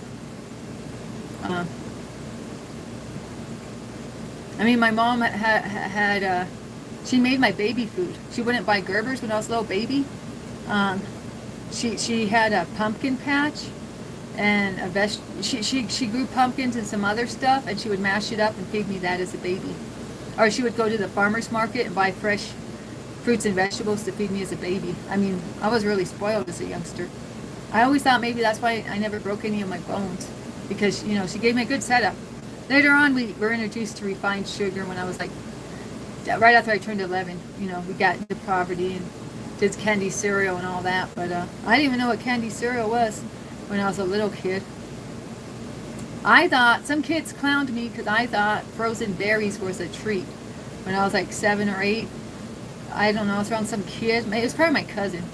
I was around my cousin and I said, hey Kelly, I'm going to go get us a treat. I came back with frozen berries. She looked at me, a treat? What are you talking about, Danelle? You brought back frozen peas. I would eat frozen peas too, and I thought that was a treat. She looked at me, you got a bag of frozen peas and a bag of frozen berries? Are you calling this a treat? So that was how my mom was with our diet when we were youngsters. I was very healthy, extremely healthy, yeah. You couldn't get any healthier than the way my mom fed us when we were little kids. But I soon found out not to tell. I soon found out not to share my frozen peas with anyone else. That then turned into a guilty pleasure for Danny. Yeah, I have been thinking about improving my diet, Dinesh. Not going to lie. I have been taking serious thought about that. But I need to take more than thought. It takes action too. Raw milk, raw meat, and a little bit of raw liver. Did you have another username called KD Life or something? KD Lifestyle? He used to come in here, Yama Maho, and say stuff like that. All about raw food, like raw meat. Yeah, Jose. Yeah, my mom, she was a great mom growing up, taking care of us, you know. She's definitely, you know, I'm very grateful for all that. I'm very grateful for all that. It's great for you.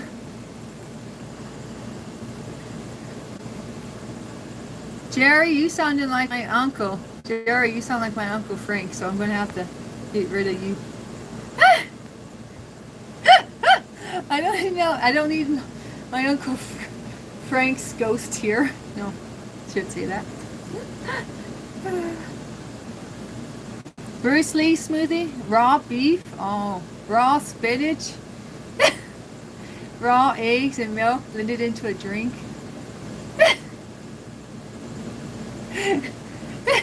Yeah, we bind Uncle Frank and we send him to Tartarus. No, that's bad. Maybe Uncle Frank repented. I'm sorry, Lord, I shouldn't say that. Maybe Uncle Frank repented. I don't know. Only God can judge. Only God can judge. I'm sorry, Lord. I backtrack on that. I repent. Only you can judge. Sweet Jesus, sweet God. Raw water? We are what we eat. Yeah, Jose, you're telling that to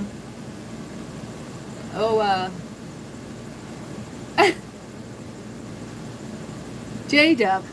You're telling that to J-Dub. I remember seeing that. And I thank you for all the support, Jose, lately, asking me if I'm doing my workouts and listening to Johnny Chen. I appreciate that. I woke up today and thought I better work out because I know Jose's going to ask me in the chat if I worked out today. So that's encouraging, you know. Accountability. I like accountability, you know, partners. Yeah. Raw water. Is that straight from the tap? Yeah, my mom had a brain injury. Oh, you remember about that, Jose? Yeah, that's what my elders remind me too. My mom had a brain injury, and she worked hard to get some of her cognitive functioning back. But it's, I mean, she worked hard. She traveled to Portland. She traveled to Eugene. You know, she traveled across the state for her, because that's where the experts are.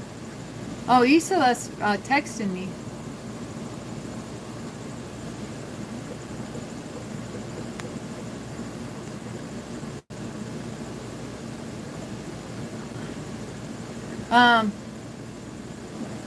Yeah, so sometimes my mom is a little cuckoo for Cocoa Puffs. And she did do her best to recuperate, but there's only so far that medical professionals can help you with that, you know. And then you need Jesus and God for the rest. American has 2 kids. Asia, 8 kids. America, what are you, a dog, Asia? Well, you are what you eat. What?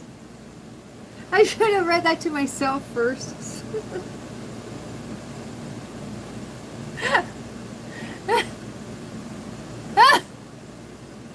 You're going to have TASB or moral compass, Dinesh? How come you don't ask me or Jose if you went too far? You're telling on yourself, Dinesh.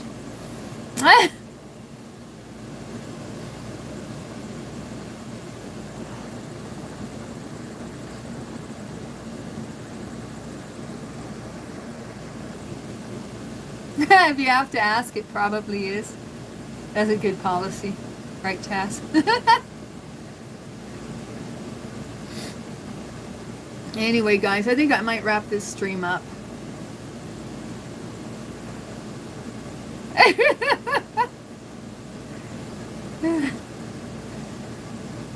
Now that I had Dinesh's joke, I have to get off of here. No, just kidding, Dinesh. I love you, Dinesh. Yeah, you don't give someone an idea so they can be offended, right? You just roll the dice and see where they land, right, Tess? All right, I love you, Tess. And I love you, Jose. Oh, Ibby. I love you, Ibby. I'm just saying bye to everyone, and then you come here.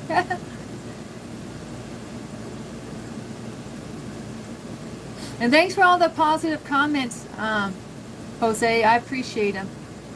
It's like you're reading my mind sometimes. But you give me good words of encouragement to keep me trucking. Oh, send my mom your love, Jose. Send her our love. Send her our love, please. Okay, Jose. Well, I can't even talk to her right now. She's got her phone off in Europe. But I can still, I mean, we're connected. She's my mom.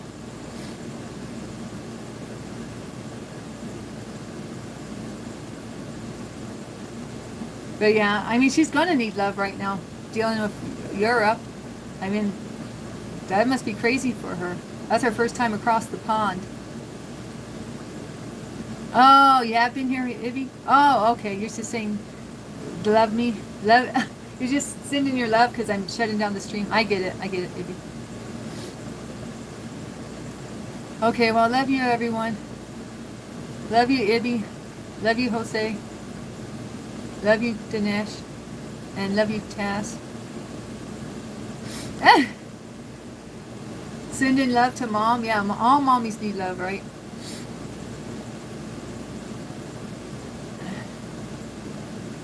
I bet she's got lots of stories when she comes back. I hope she doesn't talk about Trump too much. I don't know if they're going to dig that over there, but who knows? I'm always getting shout-outs from Ireland for Trump here. Or, well, that was mainly one person, but another person sounded like they're on board with that too. Yeah, my mom left her Trump sticker truck at home. Thank goodness. Thank goodness she couldn't take her Trump truck over there. You guys know that, right? My mom's got 2 huge decal stickers that say Trump. Trump, like 2020, Trump 2024, Trump 2016. Is that how it goes? Anyway, you get the picture. She's got it all decked out. She changed the numbers on one. But she's got it on her, so on her bumper, it's a real huge Trump. Yeah, Dinesh. And so on her bumper, on her tailgate, huge Trump. And then on her truck's back window, huge Trump. So when she goes places, automatically, yeah, she either gets high fives or she gets it both ways, guys. She gets haters on her or people giving her shout outs. Go Trump! Yeah.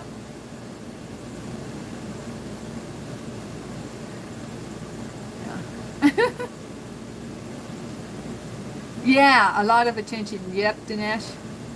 A lot. But my mom, I mean, she was a clown. What do you think clowns thrive on? My mom loves attention. She didn't become a clown because she didn't like people to give her attention. Hater or lover, there is no in between. That's right, Tess. And she always speaks her mind. Even if it's kind of mean or cruel. Like, you know how like somebody might be going through it and nobody in the room wants to tell them something, like there's an elephant in the room. Have you heard of that saying, Dinesh? The elephant in the room? Or you, Ibby? It's like a Western saying, I think. The elephant in the room, like, good thing everybody knows, but nobody's saying it because it's awkward to say, or complicated to say, or you don't want to hurt someone's feelings. She don't care. She say it. Hey, have you noticed?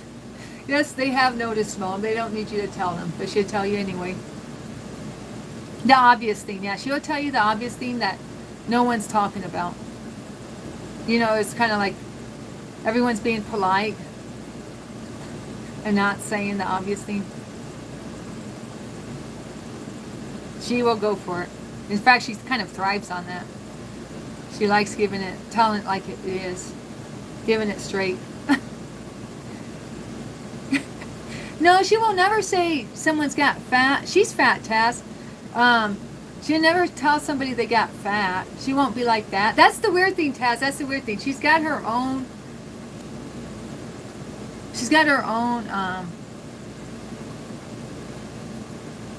Little calculator she runs through her head, and if she thinks, she actually does care about people, so she won't say certain things are off topic for her. Certain things are definitely off topic for her, but it's like a little small list. She'll call people fat biatches behind their back, though, if she don't like you and she's a hater. But that's already if you guys like her op. She'll call her ops a fat biatch. My dad used to make fun of her for that. My dad used to say, she's fat, and she'd call her op fat.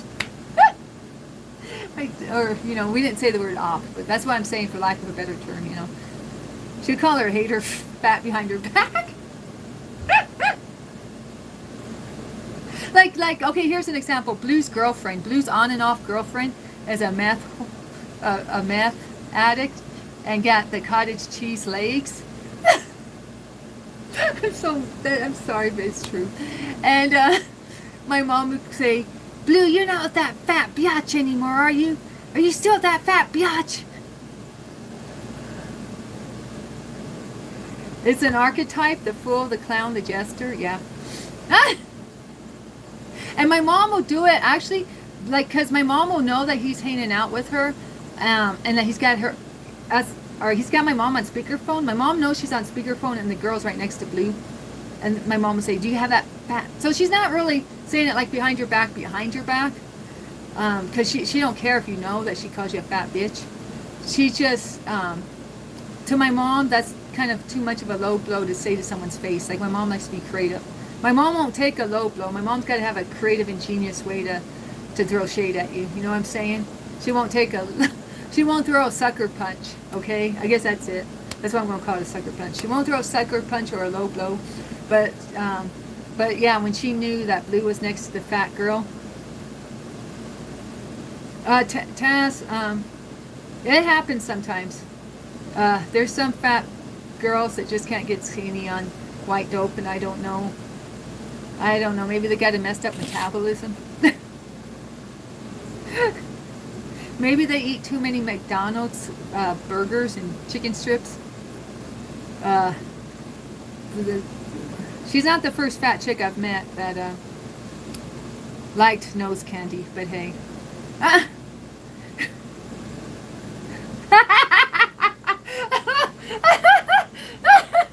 Yeah, I guess so.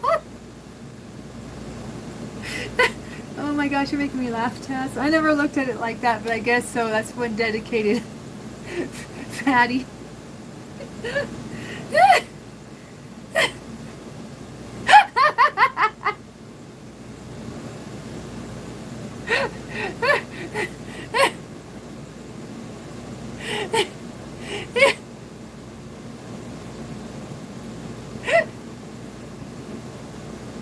Oh my goodness.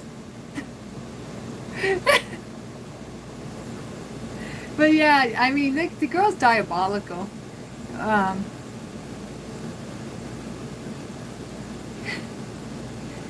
We don't like her. Nobody likes her. I mean, she lost her kids. I've talked about this before, but I'm not sure how much I mentioned. She lost her daughter. Her toddler, because, the police had a raid at her place. The police had a raid in her RV. She lost her place. Between her and Blue. Blue, I don't know if I've ever told you, he likes to punch holes in walls. And he likes to, my dad's house looked like Swiss cheese, and that's not an exaggeration. My dad's mobile home looked like Swiss cheese by the time he passed away. I mean, there was barely any wall hanging. There's barely any drywall hanging, even. I mean, it was horrible. And so Blue was doing that type of stuff at her apartment. And then she got kicked out between whatever, Lord knows what was going down.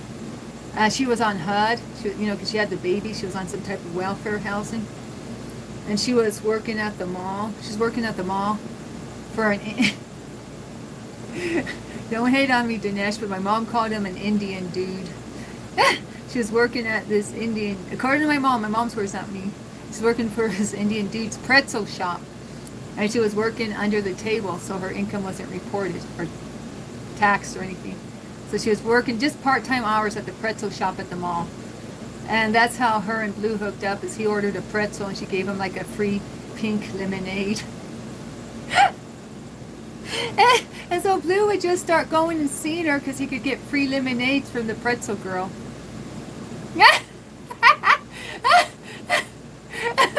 No, no, these are my mom's words, Taz, I promise. Straight out the mama's mouth. You used to punch walls when you get angry? Yeah, so did my ex Ray. And then he broke one of my phones too. Like really bad, broke it. Like you could see like the layers of the phone, the inner workings of the phone, by smashing it on the ground. That was one of the reasons I had to get away from him, because he would say, "You're lucky you're lucky I broke your phone instead of breaking your nose," type of thing. He would tell me. I know a dude that broke like 8 bones in his arm. Wow, punching the wall? Yeah, it's karma. Anyways, yeah, right. Anyway, so not all walls are made of drywall. Was it like concrete? Yikes. I lived in a place that had I lived in a carved out hill, a little small hill. Is that like a no?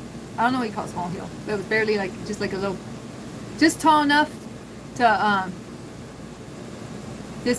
be like as tall as this 2-floor apartments I lived in.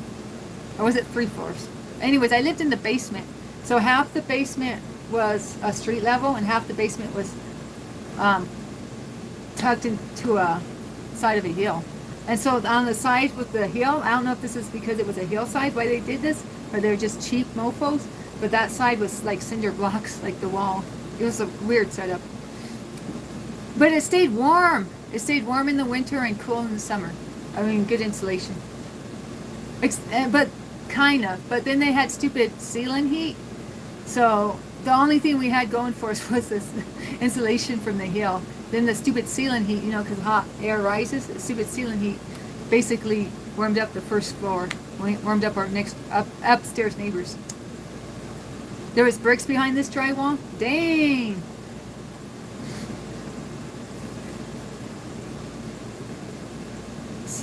Yeah, frustration.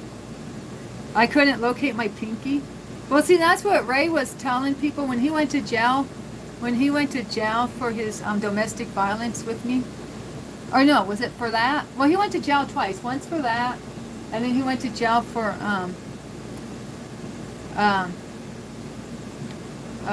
not telling the judge where he lived. Breaking probation, or whatever you call it. So, he told everyone in jail that I like to beat up ninjas. And that I should be the one in jail, not him, for beating me up. So I guess that's when it was over that. Over him throwing me on the wall. So, so when I met this guy, I was working at Moe's, and this guy came in, and he was like, "I want to stay away from you. I heard you beat up ninjas. Are you really like that?" And I'm like, "What the heck are you talking about?"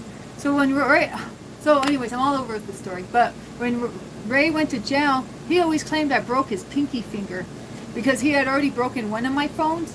And so the next time when he grabbed one of my phones and he had it like this and he was about to throw it, I took his hand and I went like this as hard as I could. And the only thing I could get a good grip on was his pinky finger, so I went like this, and he was like, "Ah!" and dropped my phone, but at least it didn't break. So he always told everyone I broke his pinky finger, but he didn't tell them it was because I was trying to save my phone from being broken by him the second time. But anyways, that's just my old hood block drama. Or I don't know if that's even trauma. More like trauma. Trauma with the T, not drama with the D. But anyways, so then this guy comes up to me and he's like, "You like to fight ninjas. I heard about you." And I was like, "Well, what are you talking about?" And he's like, "I just got out of jail with Ray. And he told me all about you." I was like, I don't know. I forget. I just like smiled and laughed. I kind of thought it was low-key funny. Yeah, Danny knows Kung Fu stupids. They should be kept hands to themselves. Oh, Kung Fu stupid, yeah. Well, I did it that day. I did that day. I was starting to figure out how to, I don't know, survive, I guess. I was in survival mode. Anyway, so that's all he ever did was talk about how I broke his pinky and he'd hold his pinky like this. Ah, my pinky! That was his like go-to thing about how I was abusive. Never mind that he broke the oven door off the oven. Well, I won't even tell you guys all this stuff because it's just going to get me depressed, but you know what I'm saying. Ah! And Blue's the same way. So that's how I started with this. Blue's cut from the same cloth. And Blue destroys everything. Blue's the type of guy where say your radiator starts steaming, or you know you got an issue with your car, so you pull over, maybe or maybe your battery don't start when you try to turn the engine. Blue's the type of person who will punch his car when something like that happens. Like really smart move. Ah! You know, he'll punch the steering wheel or he'll punch the hood or whatever he's near when he gets frustrated and he's having car troubles. Very. So Kathy was telling me, I guess this is why I got Blue on my mind. I'm a genuine and kind person, it looks like. Well, thank you, Jose Gonzalez. Oh, Mr. G just got home. I better go, guys. But, I just wanted to finish this story. So the reason I'm talking about all this, maybe, is in the back of my mind. Kathy, my old best friend, was telling me to move back to Eugene and that I could help Blue because Blue's homeless in Eugene. But then I talked to another one of my friends, and my other friend was like, no, you're not his responsibility. Or, excuse me, he's not your responsibility. Blue is not your responsibility. And you know, you don't need a no, don't go help try to. It's a Captain Save-A-Ho operation, as I would say. Anyways, hi, Mr. G. I'm gonna go now, guys. Anyways, have a good day, everyone. Church of England. Oh, that's a good one. Oh, right. You became more self-aware. Well, that's good for you, Dinesh. Yeah, you grow. Yeah, I better go, guys. Love you, everyone. Bye.